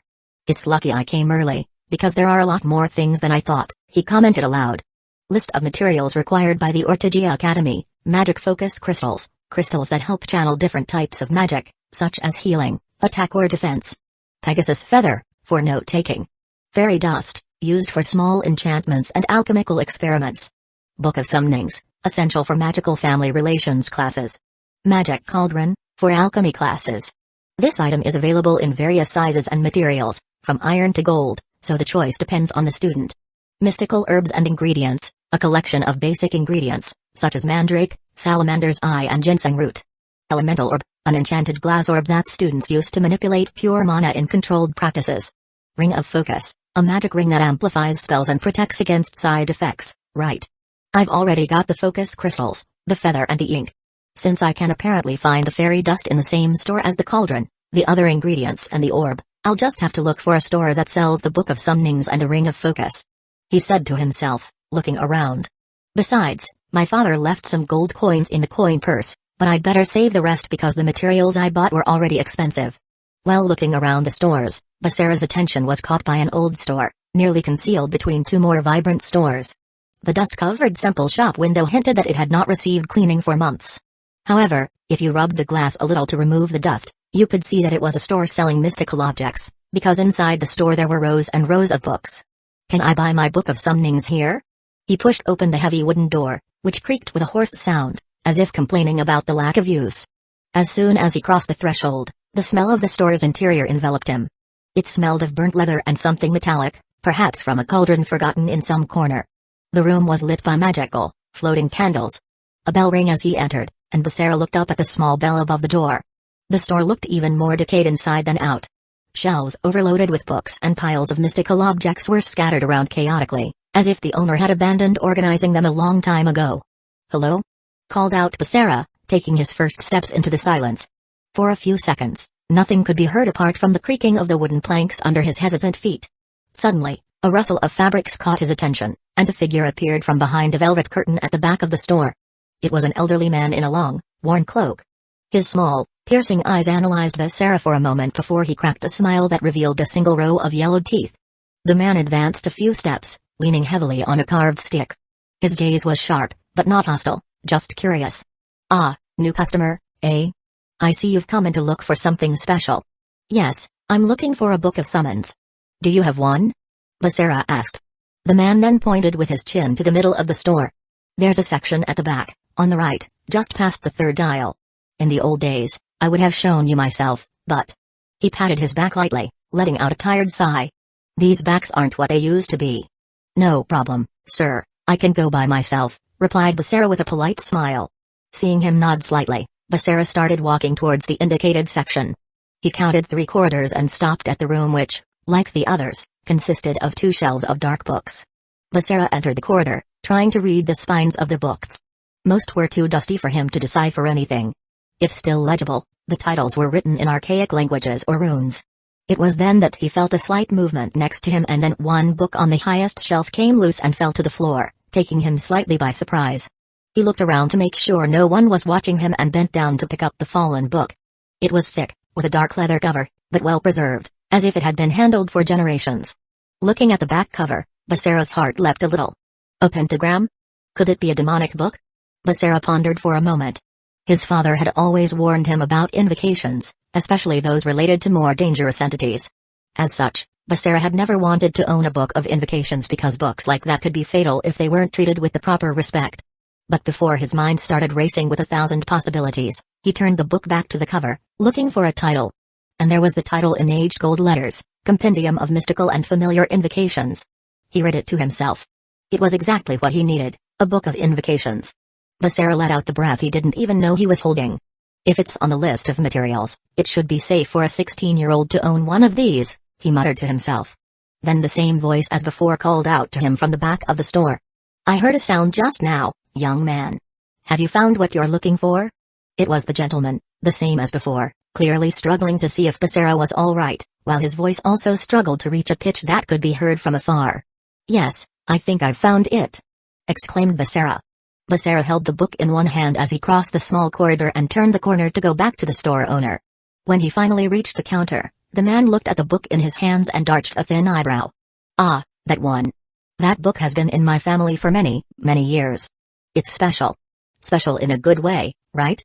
Basara asked, placing the book on the counter. The man nuzzled it back towards him without even needing to leaf through it. It depends on who's holding it, he said, with a half-smile that, if possible, seemed even more enigmatic than the store itself. But, in my opinion, for you, it seems appropriate. Basara tried not to think too much about the meaning of these words. His goal was simple, to get his school supplies and prepare for classes so he could try to learn magic while also getting more naughty points. He didn't need to be distracted by anxious thoughts. So he pulled out the small coin purse his father had left him and started counting the gold coins. How much is it? Asked Basara, looking directly at the man. The old man scratched his chin thoughtfully, as if pondering the value of the book, but then waved his hand, as if the price wasn't important. 1 gold coin. Basara handed over the coin, and the man took it with his bony fingers, analyzing it as if to make sure it was authentic. The moment he put the coin away, he said, I hope you make good use of this book. Basara took the book and thanked him before turning to leave. The bell on the door jingled as he opened it again, this time to leave. So he carried on with his shopping as normal that day, with no idea that this book sealed something with far greater demonic power than Naruto's Mile. Chapter 14, Red Hair. After buying the Book of Invocations, Basara soon found an alchemy store where he could buy the cauldron and the mystical ingredients. He also found the Ring of Focus there, and all these items cost the same as the Book of Invocations, which made him realize that, although the old store owner had made it sound like a reasonable price, in reality, a gold coin was a high value. In any case, there was no going back. Basara would not go back 2 or 3 streets to demand a better price for the book, not least because he wouldn't even know how to bargain for a fair price. Perhaps it would be a good idea to study a little about this world and ask Mocha a few questions when opportunities arise, he thought as he walked. Coincidentally, at that moment, he heard a belang, the sound of the clock in the square he was passing. He looked up and saw the huge clock tower. His eyes widened in shock as he realized he was late. Shit. It's already 8:55. Basara didn't know exactly how long it would be before the academy gates closed, but at that point it made no difference, he was already late. As he ran, his uniform swayed in the wind, and the weight of the summoning book and other items in his side bag weighed him down a little. Luckily, some things he had bought, like the iron cauldron, would be delivered to his home, so he wasn't carrying them at the moment.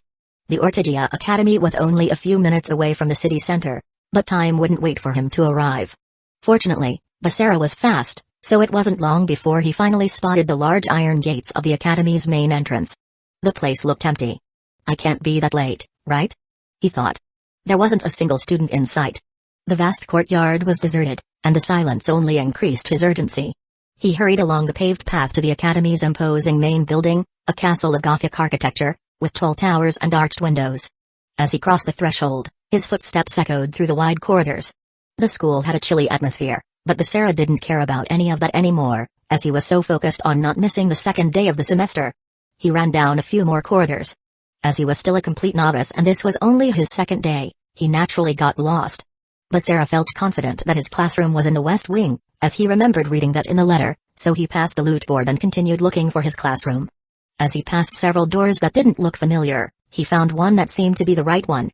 Without thinking twice, he turned the handle and opened the door.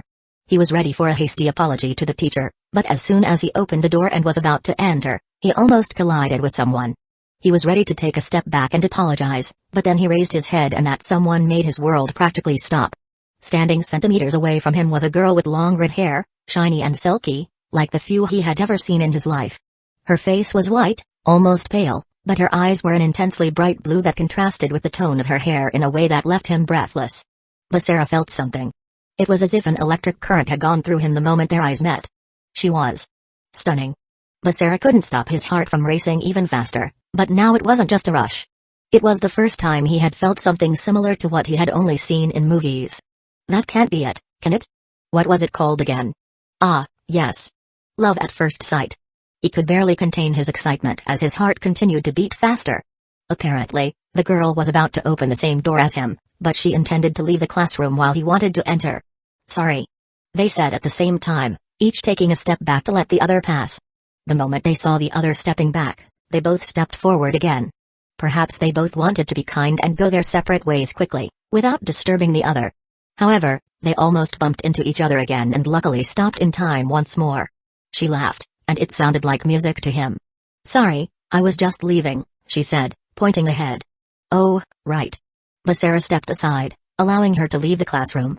As she passed, he looked into the classroom he was heading for and saw only several wooden boxes stacked full of books. Okay, I guess I got mixed up in the corridors. He muttered. Wrong classroom? She asked, standing next to him. Yes, I'm afraid so, he admitted and took a step back. His eyes roamed over her beautiful face. By the way, I'm Basara Taju, he said, trying to break the ice. Rya's Creamery. She replied elegantly, tilting her head slightly. Are you new here, Taju-san? Yes, I started yesterday and I'm a first year. And you? I'm a third year.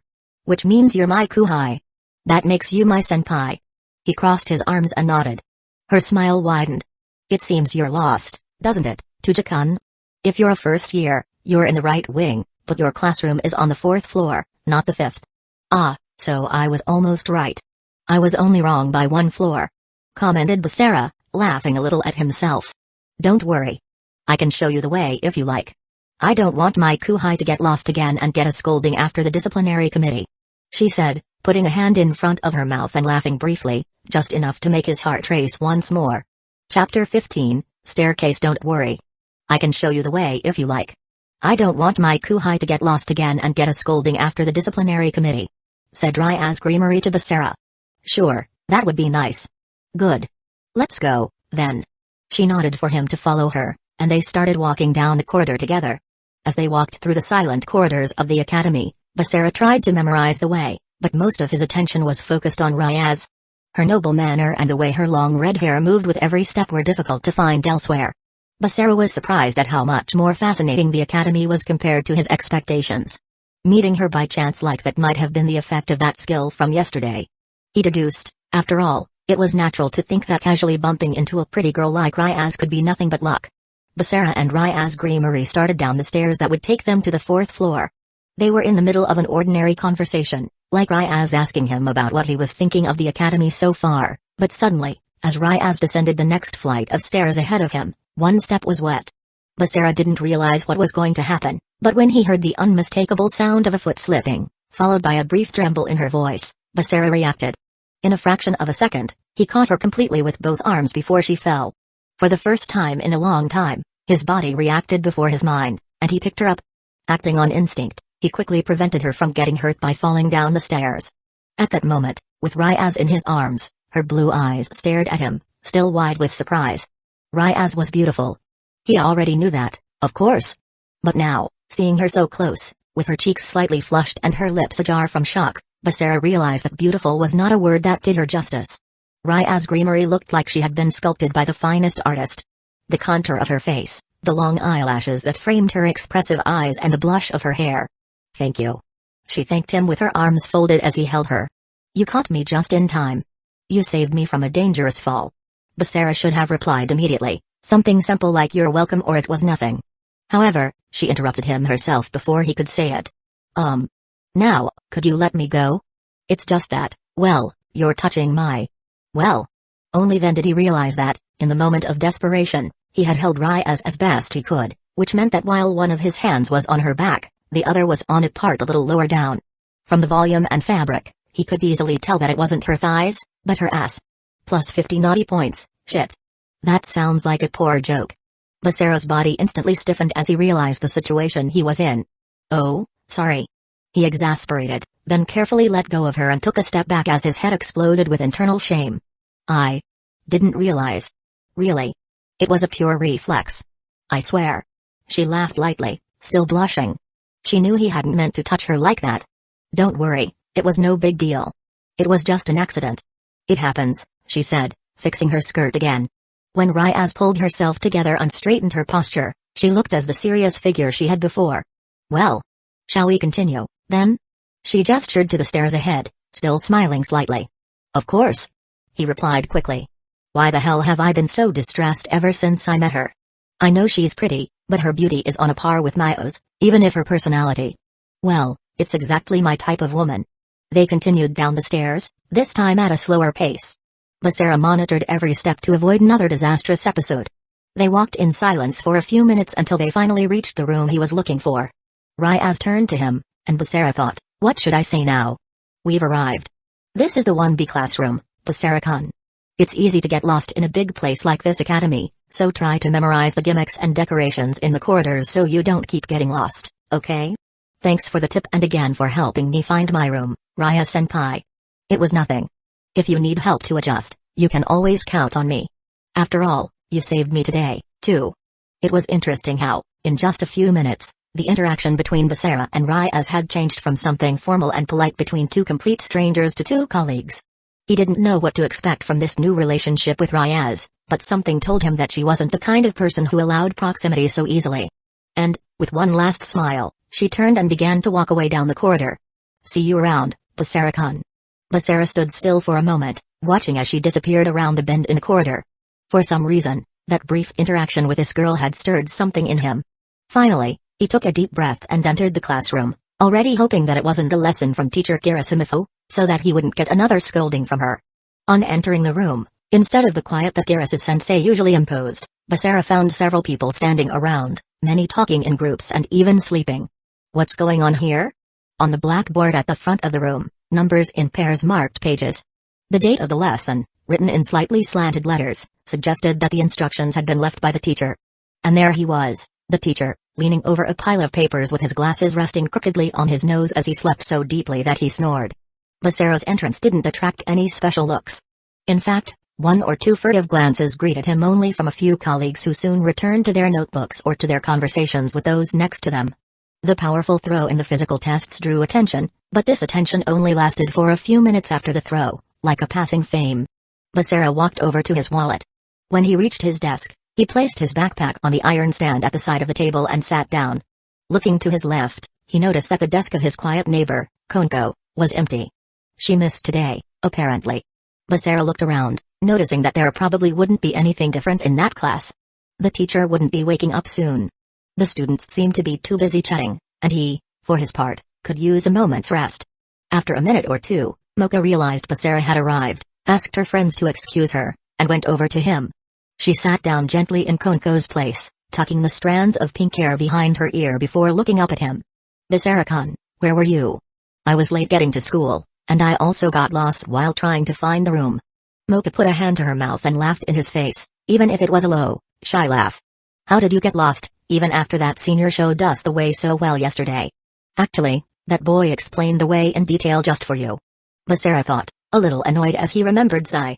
"Yeah, I wasn't paying much attention to him. However, today Rya-senpai helped me find our room. Mocha thought for a second, trying to remember where she had heard that name he mentioned before, and then blinked in surprise. Ryaz-senpai? Are you talking about Ryaz Greemery, president of the student council? Chapter 16, Entry permitted to employees only. What? Ryaz-senpai is the president of the student council? Basara exclaimed, his voice louder than he had intended because of his surprise. Immediately, the entire room fell silent, and all eyes turned to him. But then they turned in the opposite direction, as the teacher, who seemed to be in a deep sleep, grumbled as he adjusted himself in his chair. To the relief of Basara and everyone else standing around, he didn't wake up. The students let out a collective sigh of relief and went back to their normal conversations. Mocha settled into Konko's chair, crossing her legs and turning slightly forward. Basara leaned forward on his desk and murmured low to her, Mocha-san. How do you know about Ryaz-senpai's position? You're as new to this school as I am. She laughed softly, also leaning forward to hide, imitating him. Basara-kun, everyone knows who Ryaz Greemery is. The whole town knows her. After all, she's the direct heir to one of the most important demonic families of all, the Greemery. She said it like someone commenting on the weather or the news of the day. To her, it seemed absolutely natural, almost obvious. For Basara, however, it was a great surprise. Ryaz Greemery, the girl who looks so gentle and serious. Is she a demon? He muttered to her. Actually, in theory, she's a devil. Aren't demons and devils the same thing? They seem the same to me, but apparently it's something cultural and rational. Devils are those with pure blood, and demons are those without. Seriously, how can you not know these things? I come from a small village, so, well, there's no way I'd know about her. He replied, a little sheepishly. That's not exactly a lie either, he thought. Mocha interlaced her fingers on the table and looked at Basara in a corner, as if hesitating to say something. What is it, Mocha-san? He asked. She took a deep breath, her green eyes sparkling. Basara-kun. I don't know if it's appropriate to ask this now, but... She looked away again as a slight blush colored her cheeks. I didn't have coffee earlier today before class because I got lazy in bed and didn't have time. You know. So, I know this might seem sudden, but... Can I get some of your blood? Basara already knew that Mocha was a vampire, so the question didn't surprise him, but he still asked a natural question. Why me? She looked at him with her green eyes, as if, once again, the answer was obvious. Of course it's because we're connected now, Basara-kun. Body and soul. When a vampire like me drinks someone's blood for the first time, it creates a special bond is created. It's not something that goes away easily, Basara-kun. Like a relationship. Something like that. She said, embarrassed. Basara knew almost nothing about vampire culture.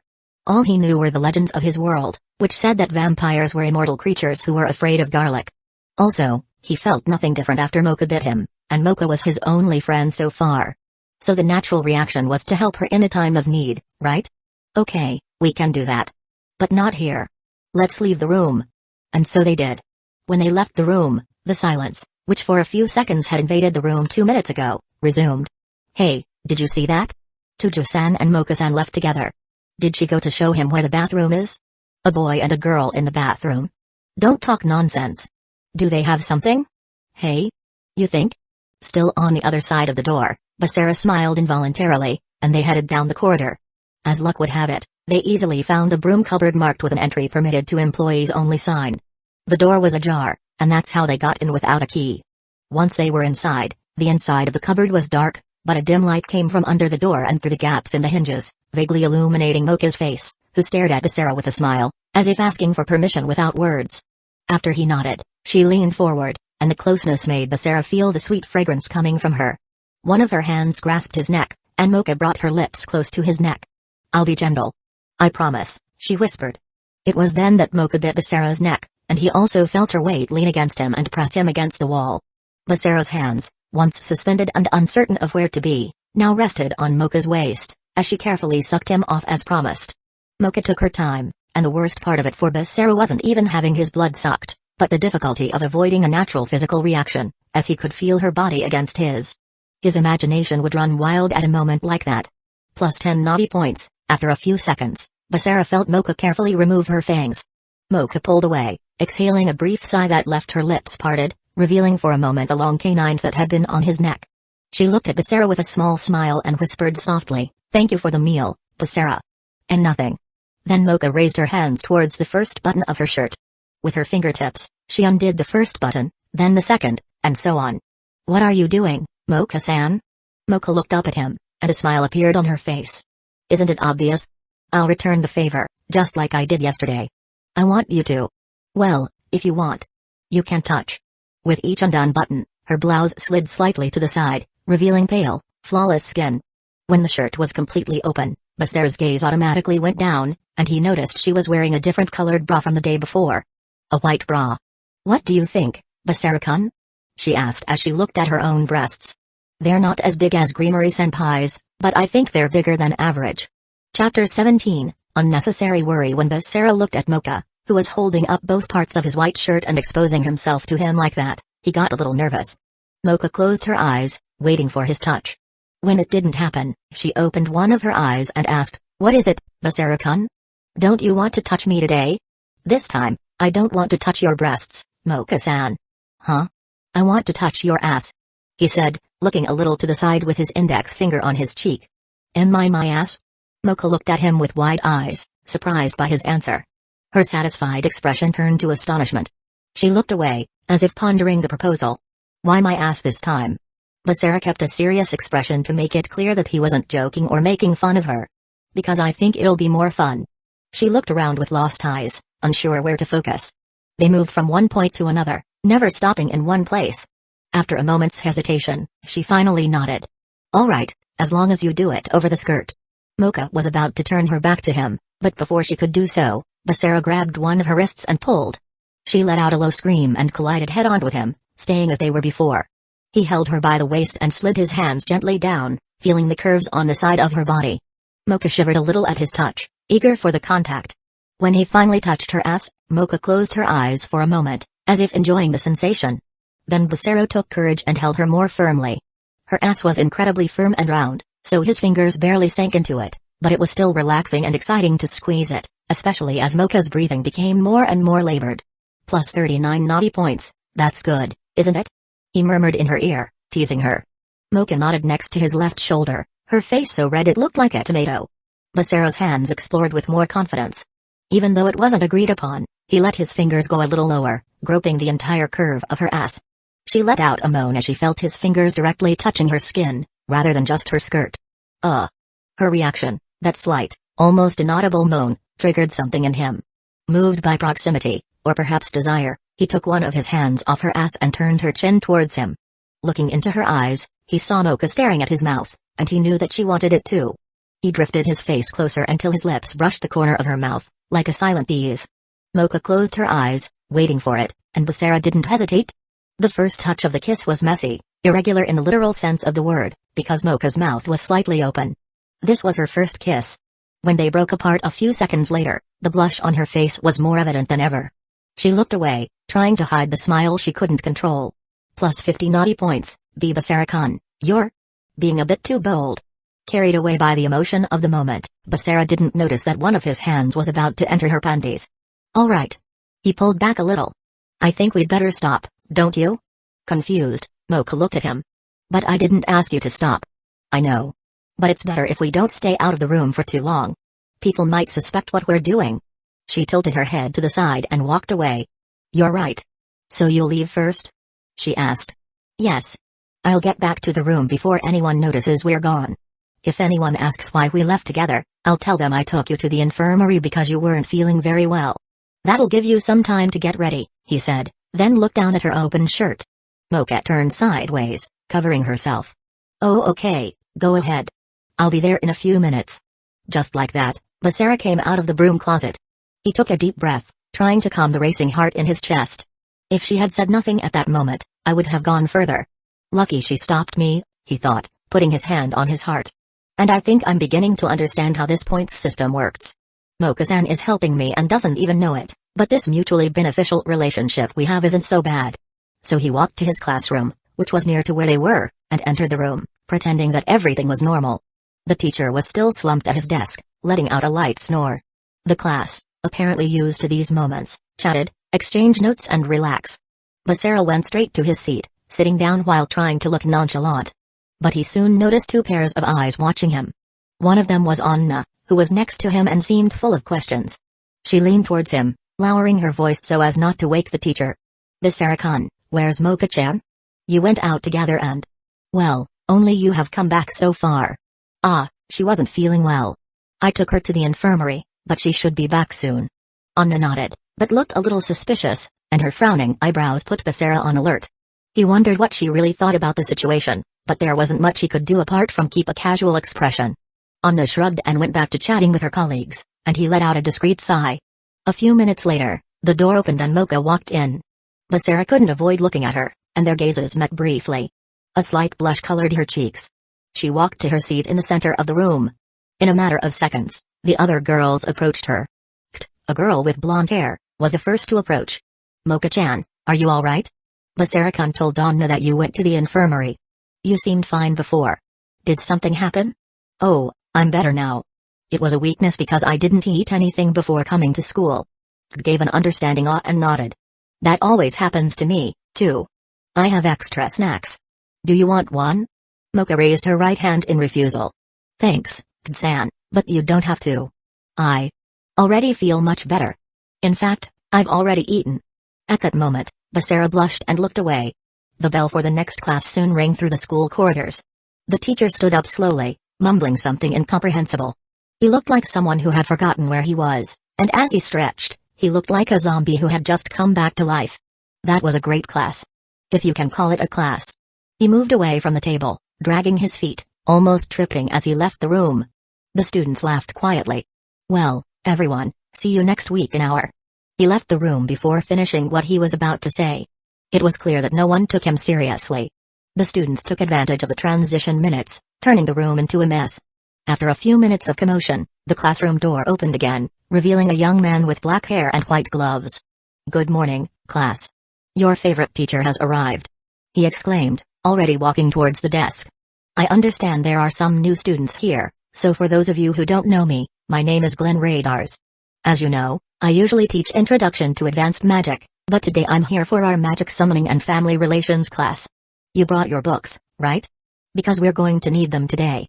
Chapter 18, Magic Summoning Circle. As Glenn organized the books on the table, Basara observed that the teacher was more confident than the others were. Now, before we start, I'd like to hear some news. Who here has already summoned a familiar? Glenn paused. Mocha's curious gaze met Basara's, and he smiled as he nodded. A few students raised their hands after the teacher's question. A girl with blue hair, who sat in the front row, quickly raised her hand. I have one. It's called Tsubasa. It's a bird that can make little illusions. Glenn smiled and snapped his fingers, pointing at the girl. Great. As we talked about in the first class a few weeks ago, familiars can extend ourselves, a part of our being that manifests itself in various ways. Anyone else? A boy in the middle of the room, with glasses and a nerdy appearance, raised his hand. I have a cat called Nix. He's brilliant and loves to help me with spells. Excellent, Nix. Animals are great family members. And how do you communicate with him? Can he sense your magic? The conversation continued, and Glenn seemed genuinely interested in the answers. This made the students feel valued and more comfortable sharing their experiences. Basara wondered if he could consider Brynhildr a familiar, but quickly dismissed the idea. Nah, it's a demon sword. There's no way it could be considered a familiar. It didn't take long for the conversation to reach him, for some reason. What about you, young man? I don't remember your face. You're one of the new students. What's your name? Basara Taju. Basara-san. Do you have a familiar or not? Glenn asked curiously, and the room fell silent, all eyes on Basara. No, I don't have a familiar. A murmur went through the class, but Basara didn't feel any inquisitive looks. And that's perfectly fine. However, don't forget that those who don't have a familiar, like Basara-san, need to form a contract by the end of the year. It's a must in order to move on to the second year, because you'll have a lot more lessons on this subject. Don't worry, Basara-san. You'll soon find one that fits perfectly. And, believe me, that can happen at the most unexpected times. After this brief discussion, Glenn asked everyone to stand up. Let's try summoning some familiars. What? Here? Basara thought. However, Glenn snapped his fingers, and an extremely bright light appeared under the students' feet. This glow dazzled the classroom and disappeared in the blink of an eye. When everyone opened their eyes, they found themselves in a large hall with a high ceiling, thick stone columns, and a sturdy floor. The place was impressive, and even Basara could feel that the air was imbued with magic. He looked around in awe as the other students exchanged excited glances. This is one of our exercise rooms, said Glenn, his voice echoing off the stone walls. Here, We don't have to be afraid to use mana and end up destroying something. Besides, we'll also need to dirty up the floor with magic circles made with chalk, so it's better if we don't do this on a wooden floor. But first of all, I need to ask you something. Who here brought the summoning books? Basara raised his hand slightly along with the others, but a student next to the teacher commented, I think we all brought them, sensei. They're in our backpacks in the hall, though, because you didn't tell us you'd teleport us. Glenn, with an expression of mild frustration mixed with a touch of humor, tapped his head lightly. What an idiot I am for not remembering that detail. How could I have forgotten that you'd need the summoning books here? Wait a minute. He snapped his fingers, and the bags that had been left behind suddenly appeared next to the students. Now, everyone, check that your books are there and let's start the practical lesson. As Basara bent down to pick up the book from his bag, he realized, unconsciously serious, how exceptional Professor Glenn was, using teleportation magic with such ease. Even Basara's father couldn't use that kind of magic like that, and he was the most powerful person Basara knew. When he finally found the summoning book in his bag, he read the title written on the cover, Compendium of Mystical and Familiar Summonings. Once again, the echo of Glenn's voice reverberated, as if even the stones were paying attention to what he was saying. So, everyone, summoning books is an essential tool for any summoner. Each of you will have noticed that there are many magic circles in your books. These circles are like doors, which can connect this hall to different parts of this world and other small dimensions, such as the underworld. They can allow us to summon a multitude of creatures, from the most common to the rarest and most powerful. While talking, Glenn moved towards the middle of the hall, where there was a distinct area with a different flooring. He gestured for the students to follow him. Now, what you need to understand is that it's not enough just to draw a circle. Precision is key. Each stroke must be meticulously placed, as a flaw could cause a mana explosion or simply not work. What we want is to create a safe channel for magical energy to flow and connect this hall to another place. Professor, how do we know the circle has been drawn correctly? Asked Mocha. Glenn smiled, as if he had been expecting this question. Very good question, Mocha-san. After drawing the circle, the summoner needs to insert some mana. If the circle glows, it means that it has been drawn correctly. However, this doesn't guarantee that a creature will appear. It often depends on luck and the mood of the creature on the other side. Some are more receptive, while others may ignore the call. These words left Basara with a chill in his stomach. He wondered what would happen if he summoned a creature that didn't want to be his familiar. Besides, when a creature appears, we have to try to create a bond with it.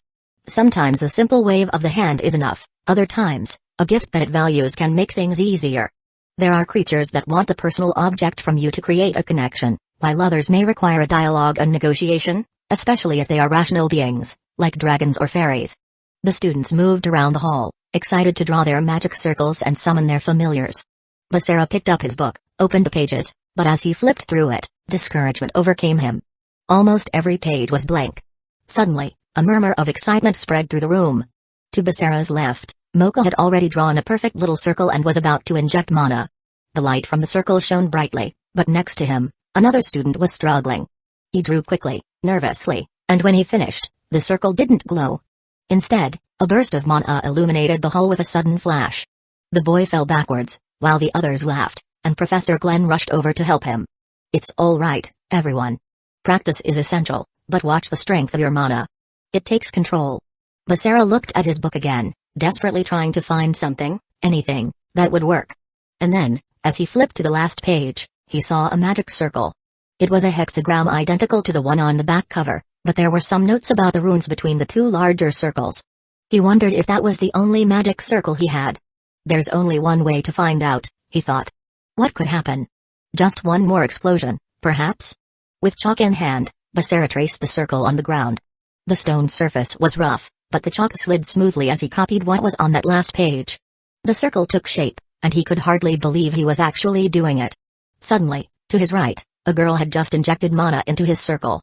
It glowed brightly, and a small creature appeared, crawling and gelatinous. Ugh! It's a slime. I don't want the slime as a familiar, Basara continued drawing. When he had finished, he stood in front of the circle, took a deep breath and, following Glenn's instructions, injected a small amount of mana into the circle. A white light emanated from the drawn lines, and the ground seemed to vibrate beneath his feet. The circle lit up even more, and a thick smoke began to rise from the chalk lines, enveloping its entire surroundings. What would come from the other side? The professor had said that some creatures didn't appear even when the magic circle was successfully completed. Perhaps that was the case with him there. As the smoke cleared, Basara finally saw something that made him certain that he had summoned something. First, he noticed horns, imposing, curved and pointed. His eyes widened.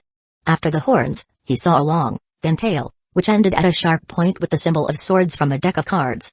The tail moved slowly, shaking the smoke a little.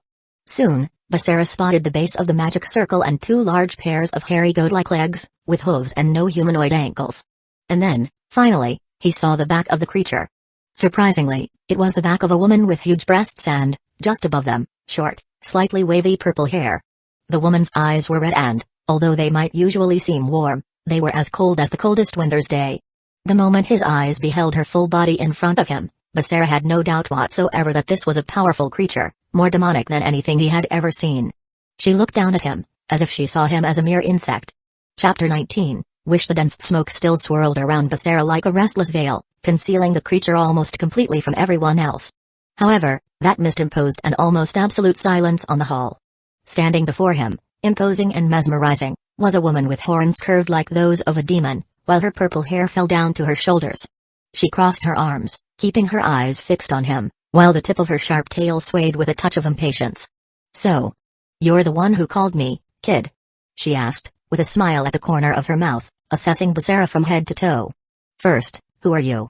Basara felt his throat closing up, but he also knew he needed to say something, and fast. But what exactly was he supposed to say?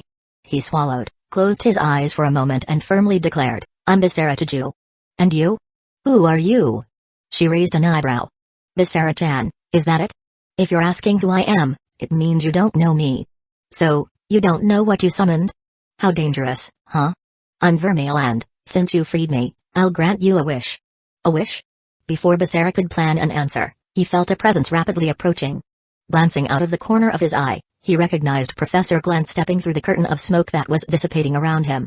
Glenn stopped in the short space between Basara and the magic circle where Vermile stood. "So, that's the creature that dared to appear in our academy," he said, casting a serious glance at the horned woman. "Basara, step aside immediately." At that moment, Glenn held out his right hand, palm facing Vermile. It was then that Basara noticed the pulsating glow in his hand. 3 perfectly aligned magic circles materialized in front of him, superimposed on each other, each filled with magic runes. "What rude hosts!" Vermile crossed her arms, covering her breasts. "You are an unknown and potentially threatening entity, and I have no choice but to contain you now." Vermile just sighed and rolled her eyes, visibly more annoyed at the inconvenience than anything else. "Ah, humans." She shot a bored look at Glenn. Always so quick to judge what they don't understand. "You know, Basara-chan, this man is just trying to strike a pose. If this ignorant being attacked now, not only will he regret it, but he'll also free me from this circle." She cast a lazy, amused glance at Glenn. "Besides, ever since this little professor noticed me, he knows he can't defeat me if he sets me free." Glenn didn't seem surprised or willing to refute her, which showed that Vermile was telling the truth. He sighed, and his hardened expression revealed, for a moment, his reluctance to admit what Vermile was saying. He deactivated the magic circles, dissipating the surrounding smoke and revealing that the hall, once full of students, was completely empty. Basara then found himself alone with Vermile and Glenn in the empty hall. Confused, he looked at Glenn and asked, "Did you teleport everyone to safety?" Glenn kept his gaze fixed on the creature in front of him. "Yes. I needed to ensure that none of them were in danger should this entity decide to attack. And as for you, well, I couldn't take you because your presence here keeps the circle active. I couldn't get you out of here without deactivating it." Basara's eyes turned to Vermile, who now displayed a mischievous expression, and a raised eyebrow, as if he were enjoying it. "Basara-san, don't look at her too much. She's a demon." Glenn pronounced the word as an accusation. "But not like the demons we know. The horns. She bears signs of an ancient demon, from an age before peace. Modern demons don't have those characteristics." Vermile let out a low laugh and smiled. "Oh, so you've noticed. A bit of intelligence, I'd say, for someone who apparently barely knows what he's up against." She glared at Glenn. "But you see, Basara-chan, a magic circle like this doesn't last forever. In fact, this one is already at its limit." Around her, the circle flickered noticeably, like a lighthouse that was gradually losing its power. Glenn looked at Basara in amazement. She said she'd grant a wish, right? She was probably trying to sign a contract. If that's true, she must be forced to fulfill a wish of yours in order to be freed. He paused, picking up the fallen book and holding it carefully. "Think about it, Basara. You must ask her to return to the seal inside this book, because there's no guarantee that not making a request will make her come back. I know we're at peace, but many of the ancient demons were sealed for a reason. She's too dangerous to be let loose. Basara looked at the book in Glenn's hand and then at Vermile. The professor's suggestion made sense. It was logical not to release a potentially dangerous entity into the world, and he knew that better than anyone, having been brought up in the village of heroes. But, at the same time, he felt that this occasion was too unusual to be just any event. Finding a book like that in an old store, in that gigantic city, seemed more like luck or fate than bad luck. As he pondered, the magic circle flashed faster and faster, and Glenn hurried along, talking non-stop. Basara closed his eyes for a moment, his mind filled with questions and possibilities. When he opened his eyes, he faced Vermile, who was watching him with that half-smile, as if she was anxiously awaiting his decision. When the glow from the circle dimmed, Basara spoke aloud, "Vermile, I already know what I'm going to ask." "Really? Then, Basara-chan, make your request. I want you to be my familiar." Basara looked at Vermile, with a firm request in his voice, "I want you to be my familiar." "What?" Glenn asked in disbelief. Vermile smiled and gave Basara an excited look. "Whatever you say, kid." The instant she uttered those words, a vibrant green and silver light permeated the air around them, swaying both their hair. Completely enveloped in the light, Basara realized it was his magical energy. The magic circle drawn on the ground disappeared as his and Vermile's magical energy merged. When everything calmed down, a mark formed on the back of Basara's right hand, a magical symbol that represented the bond created between them. "This is the mark of our contract," Vermile explained, as Basara looked at the symbol. "Whenever you look at it, you'll know that I'm by your side." For a moment, Basara closed his hand, staring at the symbol. It was very similar to the master and servant contract he had with Mayo, but there were differences. I guess, in theory, contracts between familiar and master aren't that different from servant and master, he thought. The mark on his hand still pulsed, and the warmth of the magical energy resonated in his body when he heard Vermile's footsteps approaching. A tension ran up Basara's spine, and Vermile's perfume, an intoxicating blend of something floral and seductive, filled the surrounding space. As he raised his head, he saw Vermile place a hand on the back of his neck, bringing her mouth close to his, while murmuring in a seductive tone, "In exchange for being your familiar, I'll consume some of your mana, master." Without waiting for an answer, Vermile leaned down and touched her lips to Basara's. The world around him seemed to disappear. As he looked around, the world seemed to vanish. The instant she kissed him, he felt his mana flowing in one direction. It was a kiss unlike any other, his whole body seemed connected to hers, and it was hard to tell where his energy ended and hers began. He could have pulled away, interrupted the contact, but he felt that Vermile needed his mana. Plus 40 naughty points, plus 30 naughty points. A sigh of satisfaction escaped Vermile's lips when she pulled away, but she remained so close that their gazes never left each other. "You really are special. The mana of a true master. I knew you'd be fabulous," she commented. Basara felt his cheeks heat immediately, but Glenn, still in shock, interrupted. What? What did you just do, Basara?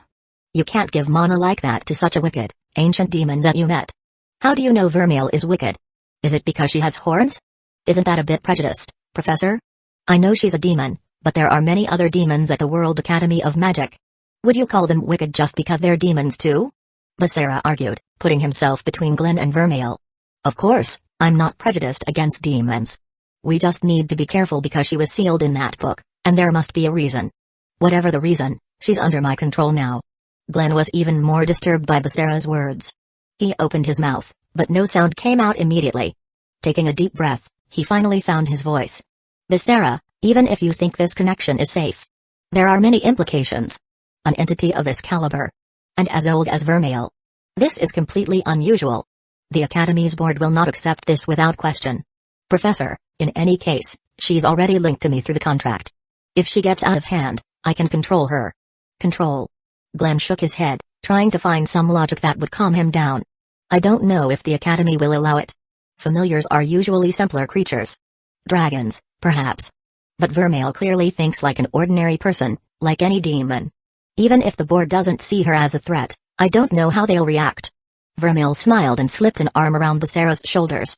I'm faithful to my master, and he knows it. And I also know that my presence will benefit his development.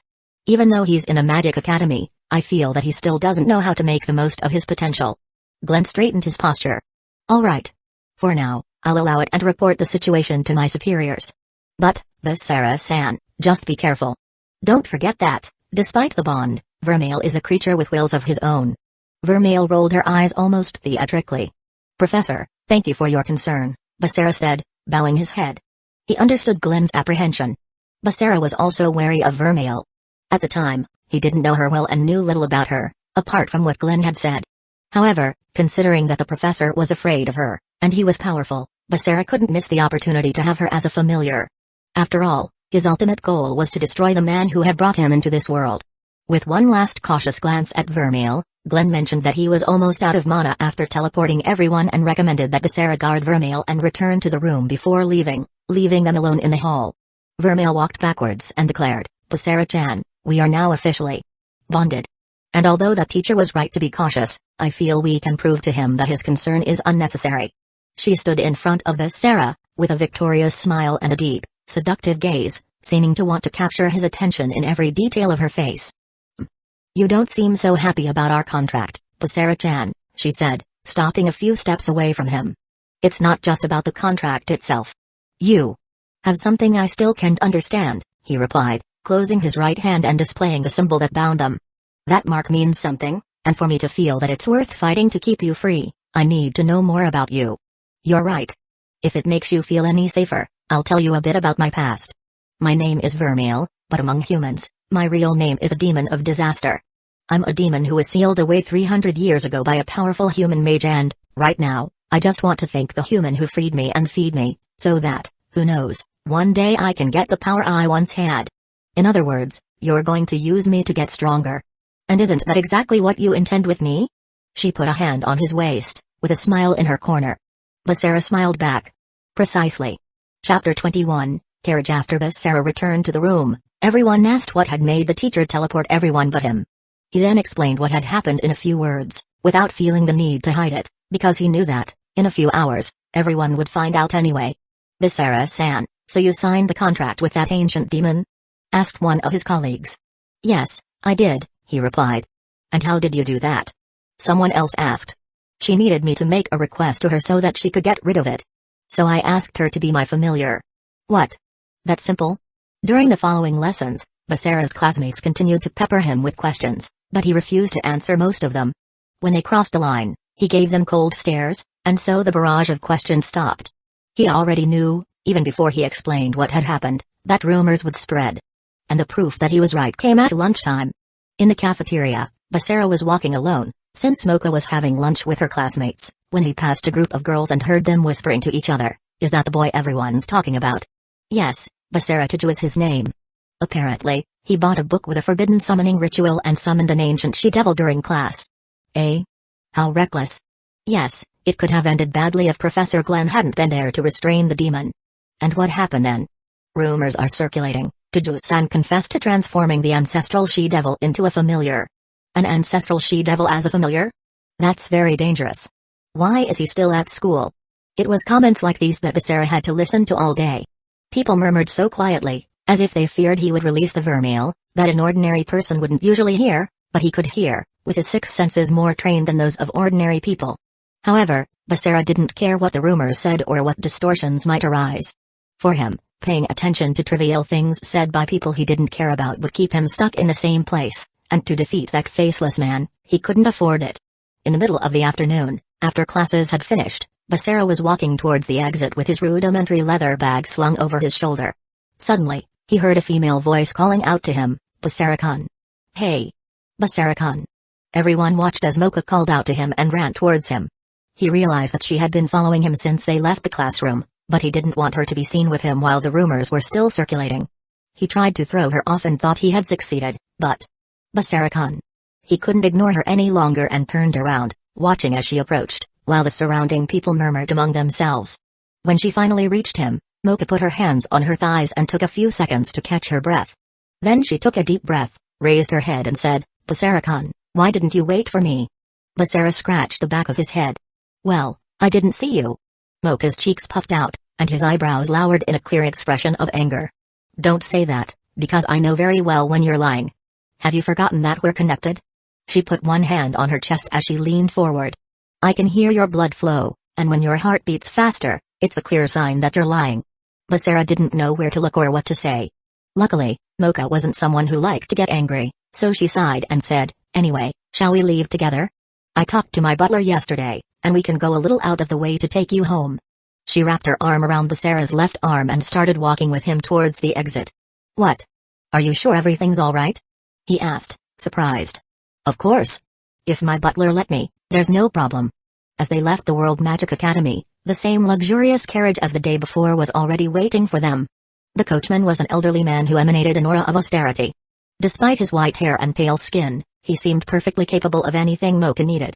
As soon as he spotted Mocha, he climbed down from the coachman's seat and opened the door. Good luck, Miss Akashiya. He bowed almost completely. Ah, Bart. You've known me and looked after me since I was just a baby. How many times have I told you that you don't have to not call me by name just because we're in the presence of someone who isn't family? But Miss Bart. Okay, Mocha. I'm sorry about that. There's no need to apologize, Bart. By the way, this is the boy I told you and my parents about yesterday. She pointed to Basara, who was standing to her left. Basara Tuju, this is my butler, Bartholomew. Bartholomew straightened his spine and looked at Basara, staring at him with a serious expression. His eyes, tremendously dark, for an instant, threatened to throw Basara into an abyss of endless darkness. Basara realized that this was some kind of magic and released some of his mana, which interrupted the brief trance-like state. Bartholomew smiled with the corner of his mouth and held out his right hand.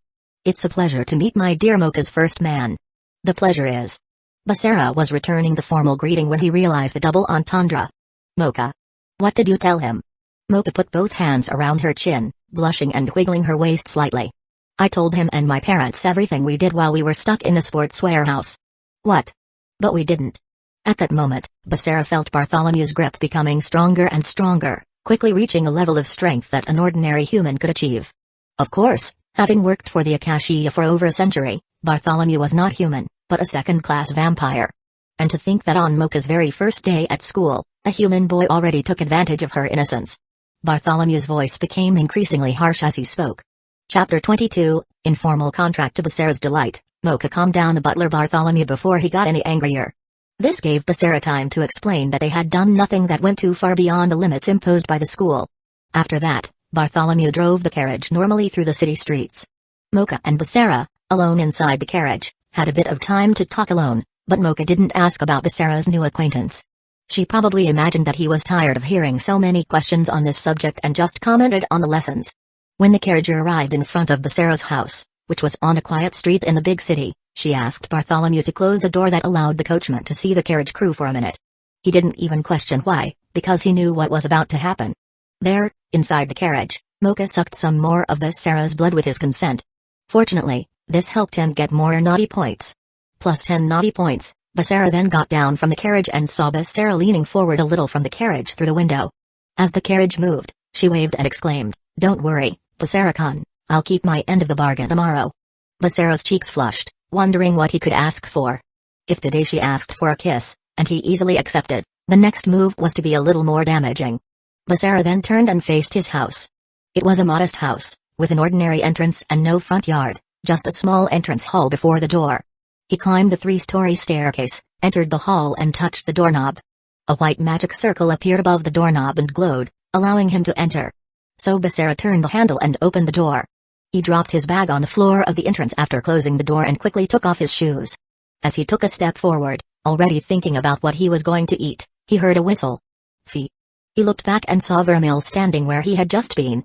For a few minutes, he had completely forgotten about her and that now it was no longer just him at home. This place is much bigger than that book where I was kept a prisoner for 300 years. Basara's eyes slowly moved down from her red eyes to her completely naked body. This time, her legs weren't black and hairy like when she was in the salon. In fact, they looked like the completely normal legs of a woman, including what was between her legs. What are you doing? I haven't asked you to leave yet. Ah, I've been confined for a long time. I won't always be trapped in a silly cocoon made for small creatures, like family members. She stretched, raising her hands high, and this made her breasts stand up too. Basara immediately looked away. At least put some clothes on, please.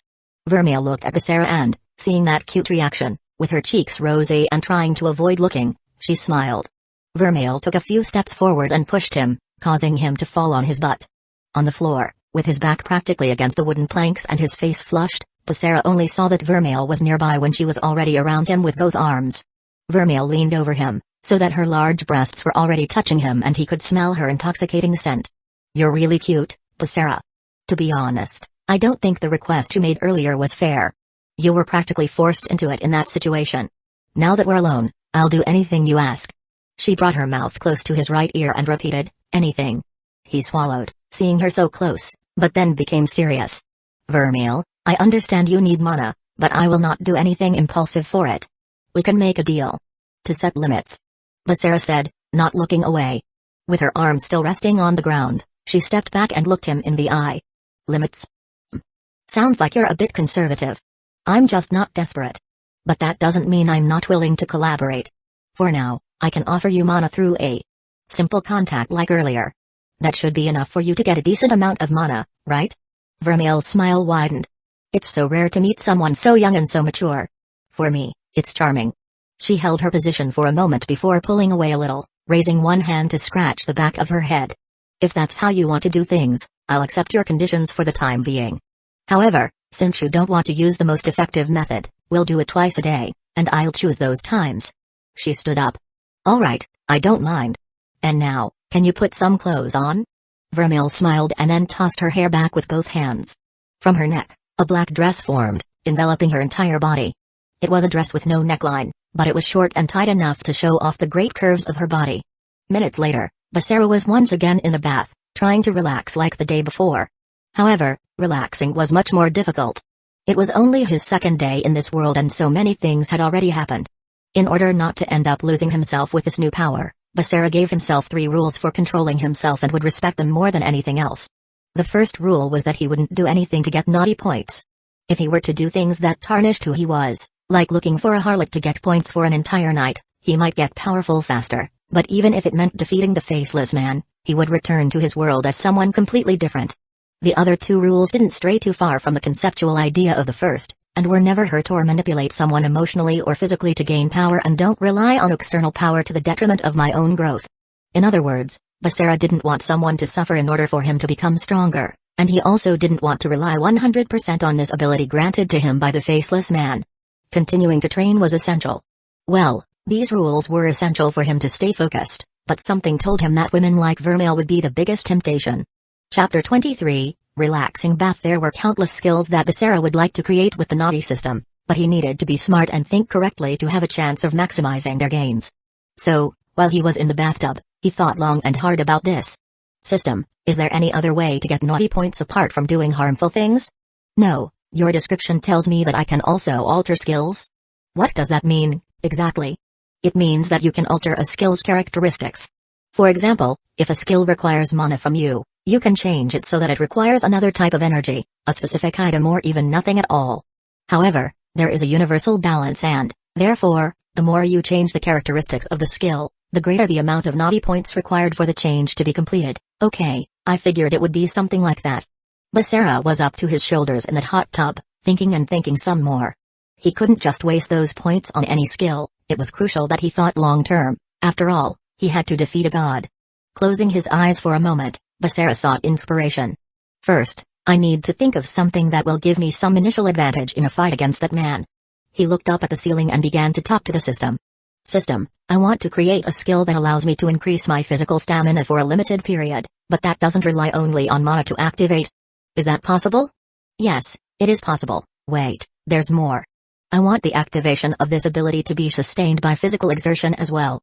In other words, more I can endure intense physical exertion, the longer this ability should last." The idea was to take advantage of his own stamina and physique to prolong the ability without relying entirely on mana. After all, his physical strength had always been his trump card, and he could use it as fuel. "Yes, it's possible to create a skill so that you grow your strength exponentially for 150 naughty points. Do you want to complete this action?" "Yes or no?" "Yes, 150 naughty points have been debited." "What name do you want to give to this skill?" Hill Peak. Skill Hill Peak has been created. Skill, Hill Peak. Description: when a warrior is in battle, he can assume 3 postures. The most dangerous for him is when he doesn't consider it a danger to his life. The other is when he is focused enough to use what he thinks is his maximum strength, and the third posture is when he is really at his peak.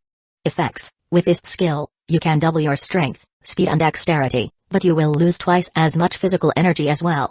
Rating: rare. Requirement: physical energy. Evolution: situational. It may not be the best of skills to get when there's a magic test ahead, and I know next to nothing about magic, but it's making sure I stay safe. After all, my dad's away, and now I've got a strange she-devil living in my house. This will give me a little more self-confidence. Basara thought, closing his eyes. I still have 74 naughty points, but I think the amount would only allow me to buy auxiliary skills or minimal changes to the skills I already have. It's best to save up for now. Tired, Basara sank a little deeper into the hot water, leaving only his eyes and nose showing. However, his peace was soon interrupted by a soft knock on the semi-transparent door. Basara stood up a little, looked at the door and saw Vermile's silhouette. Of course, she would do that. What do you want? Asked Basara, running a hand through his wet hair and tossing it back. I think a servant should wash her master's back, she said, opening the door without asking. Just like that, Basara saw Vermile standing at the entrance to the bathroom with that smile of hers. Wrapped in a white towel, her curves were barely concealed. The towel, stretched to the limit, covered her, but Basara had already seen her naked anyway. Basara swallowed, dipped a little deeper into the tub of water, and blushed. Wash my back? You're my familiar, not my servant or maid. Vermile laughed quietly, totally ignoring his protest. She took a few more steps, sat down on the edge of the tub, and let one hand rest in the water, right next to him. Are you sure you don't want to? Isn't it hard to wash her back alone? She teased, feigning an innocence that was anything but genuine. You're too embarrassed, Basara. If you carry on like this, how can I respect you as my master? Basara then took a deep breath. Okay, you win. He suddenly stood up from the bathtub, dripping water. Vermile's eyes were inevitably drawn to his piece, and she raised her eyebrows as her smile grew wider. Before she could say or do anything, Basara quickly grabbed a towel and sat down on the wooden bench on the other side of the small bathroom. Do what you have to do, he demanded, looking down. Vermile picked up a sponge from a bathroom product holder, poured some liquid soap on it, and approached. Vermile took the sponge and rubbed it gently over Basara's back. Surprisingly, she has incredibly delicate hands and the way she scrubs doesn't hurt a bit. Basara thought while his eyes were on her. But that smell she gives off. It's a lot like the smell Maio used to when the punishment of the master-servant contract was active. Just as Basara began to think that Vermile's real intentions were nothing like he thought, he felt something touch his back. At first, he didn't know what it was exactly, but as Vermile began to move, he realized that it was her breasts pressed against his back. They had to be. The softness and volume were unique, and Maio had once done the same to Basara, so he remembered this unique sensation. He's only a 16-year-old teenager. He can't resist all the time. Especially when I do something like this. Vermile thought, squeezing the loofah a little more to drop soap between her breasts and Basara's back, making the movement even easier. Chapter 24, Touch, R18. The touch of Vermile's breasts against Basara's back surprised him, and they felt very good. Vermile, for his part, knew that Basara would notice in no time, so he said, Oh, sorry, Basara-kun. I think I slipped a little. And with that confession, she moved again, jiggling her breasts against his back. Well, come to think of it, the coverage area is much greater this way than with a small sponge. And it's much more comfortable, don't you think? Her words sounded like a challenge, and Basara didn't know whether to laugh or feel embarrassed. You're just joking, right? Vermile leaned a little closer, spreading her breasts evenly against his back. The way she spoke made his heart race. Basara tried all this time to keep his composure, but controlling himself was becoming increasingly difficult. And control wasn't exactly what you'd expect from a 16-year-old boy. Do you really want to play, Vermile? He asked while exuding a different aura. I'm just having fun, Basara-kun. You don't mind, do you? An impulse ran through Basara, and he decided that he wouldn't let himself get carried away without an answer. Then let's see what you're capable of, he said, and then spun around quickly, putting Vermile on her back against the floor in a second and with him on top of her. Vermile was surprised, of course, but the look on her face was teasing. If you want to play, then I'll play you back, said Basara. Vermile looked at him with a mischievous smile. Now you've got me curious, Basara-kun. Basara, with his knees resting on the side of Vermile's body, looked up a little angrily. He didn't know how it had come to this, but he couldn't go back. Vermile's breasts rose and fell slowly as she breathed with them, exposed by the falling towel. Then Basara placed his right hand on one of her breasts, feeling his hand sink into those large, voluptuous, fleshy breasts. She let out a low, almost involuntary moan. She's more sensitive than I imagined. Basara thought and squeezed her again, enjoying the brief reaction of pleasure she then gave. Plus 30 naughty points, a kiss gives me 50 while squeezing a breast gives me 30 points. How inconsistent. Vermile saw her own breasts changing shape at Basara's touch. It was a soft sensation that made her very sensitive. Her breasts were much bigger than Basara's hands, so they practically swallowed her hands when he squeezed her again. Also, the way her breasts molded to his touch was lascivious. Vermile's body, lying there beneath him, aroused a desire that Basara couldn't ignore. Vermile smiled mischievously, watching that boy on top of him. "Are you really going to settle for just that, Basara-kun?" she asked as her eyes lowered. Vermile wasn't like Mio. She didn't have a contract made by a succubus to amplify the pleasure of a simple breast grab. "If that won't be enough to make her stop teasing me, then I'll have to take it more seriously," thought Basara. "System, I want to create a skill that I can amplify the pleasure of others with a simple touch, imitating the effects of a contract between master and servant." Yes, you can create a skill to amplify the pleasure felt by a target for 50 naughty points. Do you wish to complete this action? Yes or no? Ow, that's less than I thought. You can do it. 50 naughty points have been debited. What name do you want to give to this skill? Touch of Pleasure sounds good. Skill Touch of Pleasure has been created. Skill, Touch of Pleasure description. When this skill is activated, the pleasure generated by your touch will be intensified. Effects, doubled pleasure. Rating, epic. Requirement, Pleasure Revolution, available for 500 naughty points. Basara tested his new ability immediately. His fingers slid gently over Vermile's right melon, activating the touch of pleasure in the process. And Vermile's moan was much more intense this time, her body arching involuntarily against his touch. That worked better than I expected. Basara smiled internally, pleased so. Be Basara-kun. What did you? Vermile tried to speak, but her voice was shaking. It was the first time Basara had seen her lose her provocative composure. Plus 45 naughty points, interesting. The points went up because of her reaction. Determined to test the limits of his new ability, Basara moved his free hand to Vermile's other melon, massaging both simultaneously. Her body reacted instantly, trembling under his fingers. "Do you still want to play, Vermile?" he whispered close to her ear, reversing the roles from the previous tease. Her eyes, normally seductive, now trembled and showed a mixture of surprise and desire that Basara had never seen before. "I didn't expect that you'd be so good." Plus 60 naughty points, the system is rewarding more points according to the intensity of the reactions. Basara's fingers traced slow circles around Vermile's nipples, making her squirm under him. The touch of pleasure was turning every little movement into intense waves of pure pleasure. "NNH. Basara-kun." Her voice came out broken. Vermile felt her whole body melt under Basara's touch. It was as if every inch of her skin was being pleasurably touched by his hands, and his every touch sent sparks through her. For the first time, after literally centuries of being trapped and enjoying herself alone in an eternal void, she was feeling a man's touch. How did this boy manage to? The thought crossed her mind as another tremor ran through her body. It was unlike anything she had ever experienced before. "Be Basara," she whispered. The pride inside her wanted to take back control, but her body only responded to his commands now. Her defenses, normally so well built, were melting like snow under the summer sun.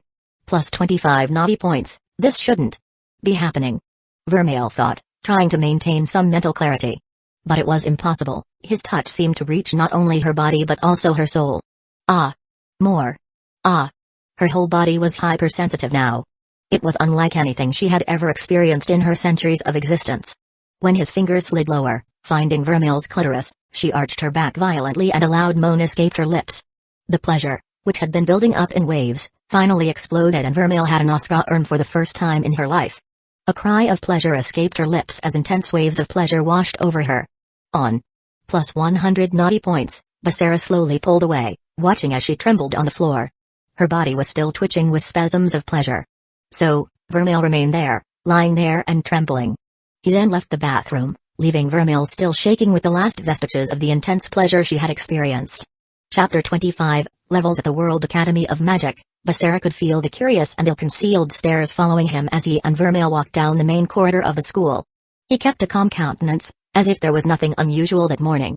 Of course, the fact that Vermile was by his side was completely out of the ordinary. Even to outside observers, Vermile was visibly different from the rest, with purple hair, heels and a dress that stuck to her body while everyone else wore uniforms.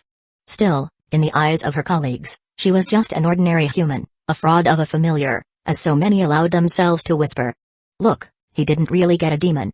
He lied yesterday. Indeed. She doesn't have horns or anything. She's just an ordinary woman. How does he have the nerve to make a human become his familiar? These comments fluttered like leaves in the wind, And for most people, that conclusion seemed the most reasonable.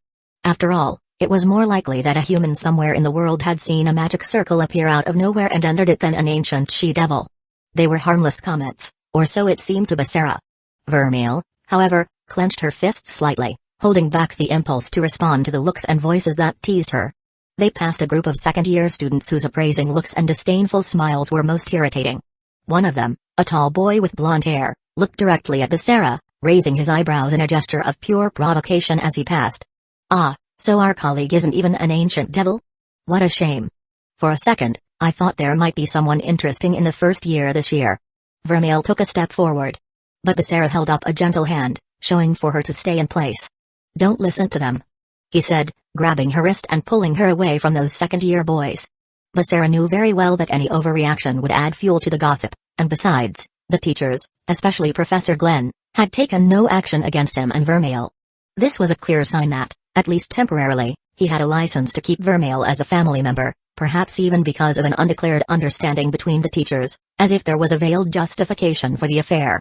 "Those comments about you being human are just a convenient excuse for Professor Glenn and the other teachers to accept our situation. If they knew your true identity, they might have more trouble letting me keep you as a familiar." Vermile stared at him with scarlet-red eyes. "I don't need them to defend me with lame excuses. If they knew half of what I'm capable of, those mediocre whispers would be nothing but dust." Basara gave a subtle smile, but there was no irony in it, only understanding. He knew that Vermile was used to being respected, even feared. "Then let's show them," he replied. She raised her eyebrows. "What do you mean?" Basara let go of Vermile's wrist and pointed to a large, eye-catching poster pinned to one of the corridor walls. It was a complete map of the ranks of this world that Basara had seen a few times, and the poster served as a kind of incentive for the students. "Look, these are the ranks that determine where each student and family member fits in. See the first levels here?" He pointed to the top of the list. Vermile followed his finger, and her eyes landed on the three most basic ranks: iron, bronze and silver. At the iron level, they're beginners. They've barely mastered simple spells and don't even have a familiar. Vermile let out a short sigh. "And they really think it's a merit to master low-level magic?" Basara laughed quietly. "Yes, because there are many who don't know. Everyone has to go through it, but then comes bronze. At this stage, students develop a specialty, whether it's offensive magic, defensive magic or some form of support. Even so, it's still only the second step.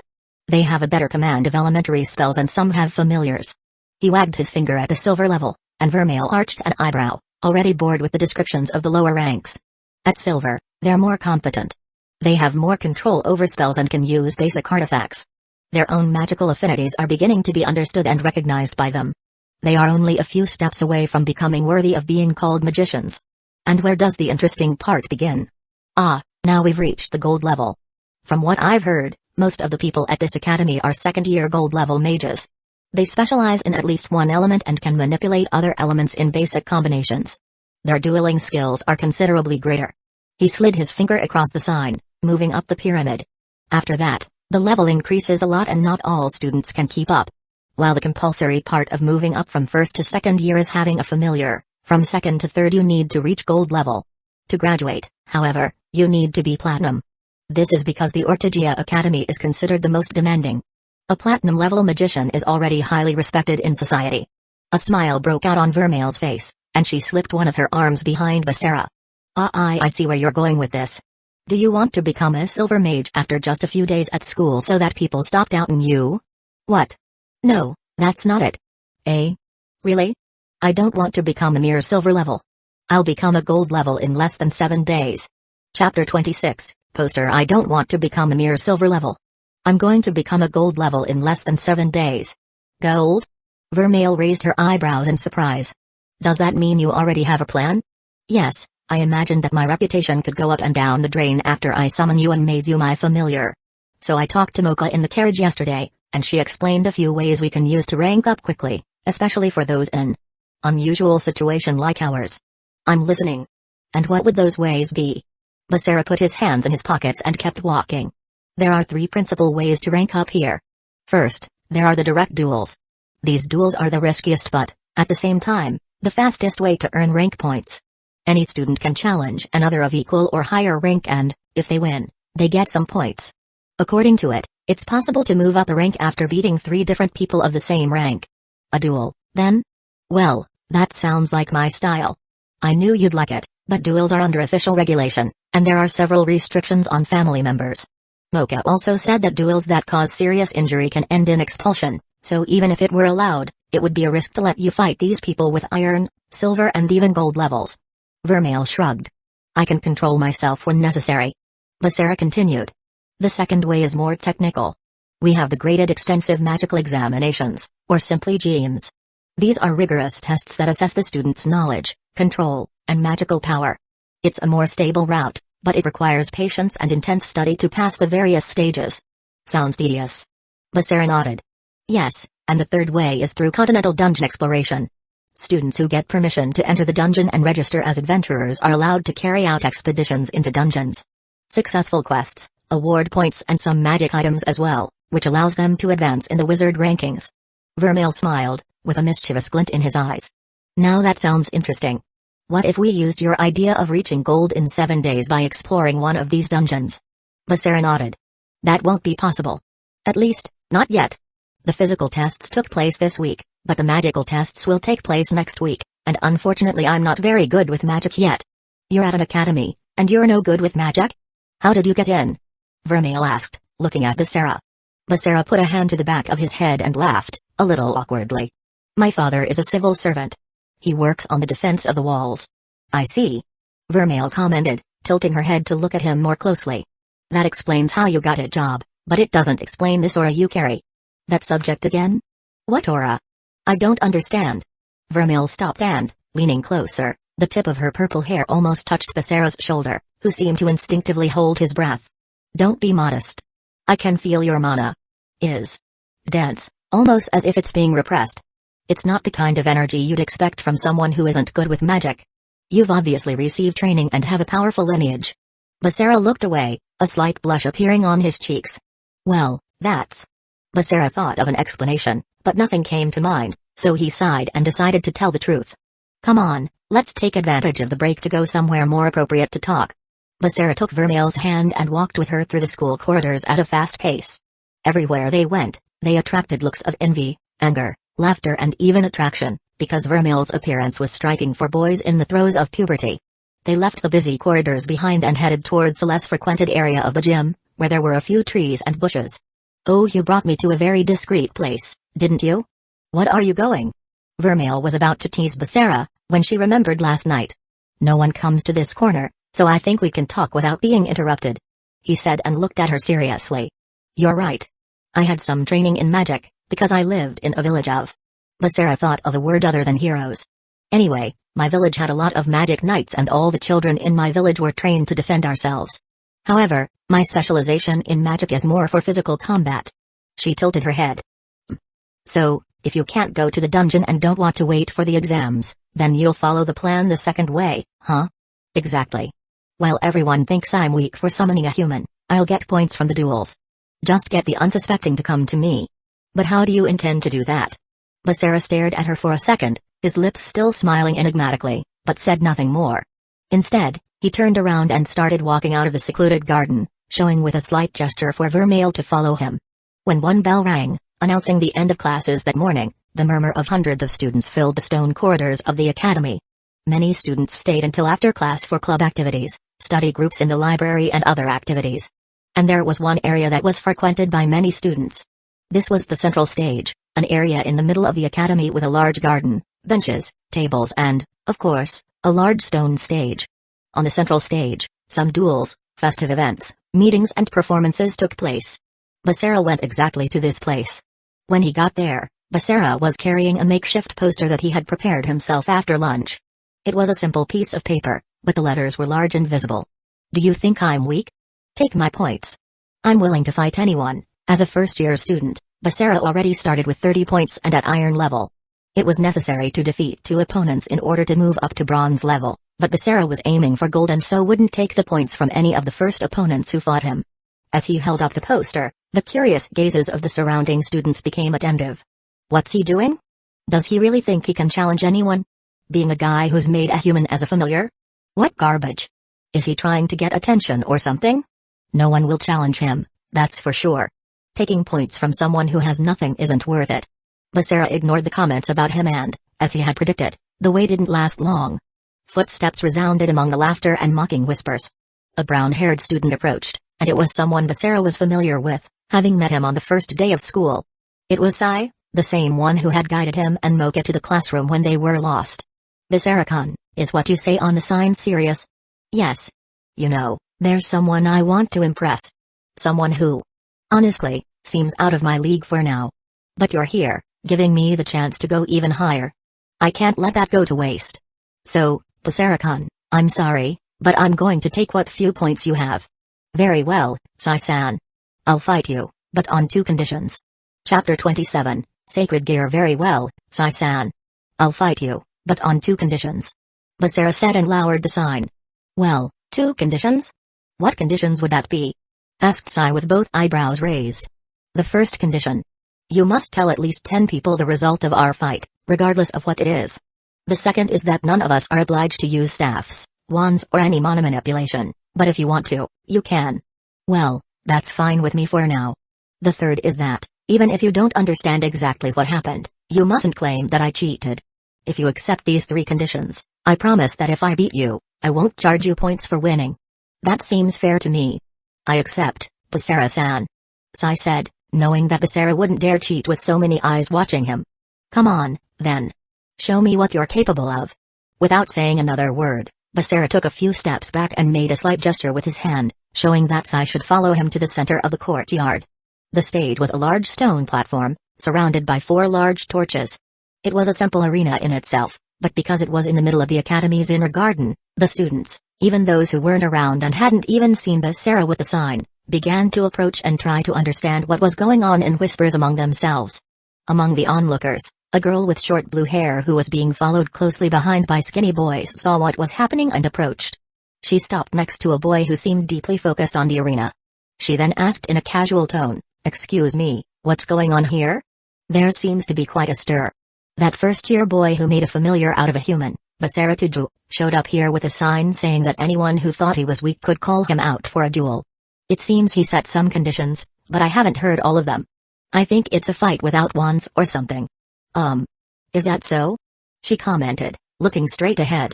After that boy's explanation, using so many details, she knew who Basara was. She just didn't know if he was strong or an idiot to be doing this. Compared to him, Sai was a slightly known boy at school, mainly because months ago some girls from the Kendo club beat him up with wooden swords for spying them changing in the locker room. The girl smiled, interested in what was going to happen. Suddenly, she heard a louder sigh, and, when she looked over, she saw the boy she had asked staring at her with wide eyes. His eyes were like that because, when he finally turned to see who had spoken to him, he saw that the blue-haired girl was Kuryumu Kurano, an extremely beautiful girl whom many in the school admired and tried to get close to. It's just that. Basara-san. He tried to make conversation, but he could barely organize the words. Kuryumu lifted his lips slightly in disgust. How about looking straight ahead and paying attention? He nodded obediently, almost without thinking, and looked back at the arena, his face expressionless, as if he had been hypnotized for a few moments. Satisfied, Kuryumu turned her gaze to Basara and Sai. At the center of the stage, Basara stretched his shoulders a little and asked, "Ready to begin, Sai?" "So? No wands or magic circles?" asked Sai with a smile at the corner of his mouth. He waited for Basara to confirm the condition, perhaps even expecting a momentary hesitation from the boy, but all he saw was Basara's calm expression, and he nodded slightly. "The condition stands." Sai couldn't hold back the laugh that escaped his lips, starting as a whisper and becoming an open, frank laugh. "Fine with me, then. After all, I'm not very good at magic circles or anything like that. My style is more physical." Sai then stretched out his right hand and called for the power that inhabited his body, a rare and legendary power that was the subject of whispers and speculation throughout the academy, a sacred gear. A vivid, almost flaming red aura enveloped Sai's arm, and all eyes on him went wide. Instantly, metallic scales covered his entire right forearm, and a green jewel appeared on the back of his palm. "Oh, I've heard rumors about sacred gear users at the academy, but I never thought I'd see one with my own eyes like this." As they watched Sai's arm turn into a metallic structure covered in glowing red scales, the buzz among the students increased. Sai raised his arm, now encased in his sacred gear, the boosted gear, and looked at Basara with a smile that oozed confidence. "I am the bearer of the boosted gear. This is one of the 13 Longinus and can amplify the user's power countless times." With each boost, my power doubles. Basara didn't know what a sacred gear was and could feel a horrifying presence emanating from that size right hand, but mostly his was. Why the hell is he explaining all this before a fight? Meanwhile, the surrounding crowd murmured louder and louder. Kurayumu, the blue-haired girl who had been watching the scene with skepticism, now had genuine interest stamped on her face. She smiled, amused, muttering softly to herself, "Did that boy have something like that all along? How interesting. Maybe I'll make him my slave." Under the watchful eyes of the crowd, Basara remained calm, his expression only mildly intrigued as Sai's arm glowed with the menacing gleam of boosted gear. "So, you have an interesting little toy, Sai-san." Sai frowned, trying to figure out if Basara was joking or just being ironic. "Toy? You have anything better?" Sai asked. "I don't know if it's better, but..." Raising his right hand, Basara's aura leaked out of his body, surrounding him. In an instant, the energy concentrated in his right arm, which took the shape of a silver sword with a long blade. "I present to you my sword, the Brynhildr. It's not sacred gear, but don't think it's any less powerful for that."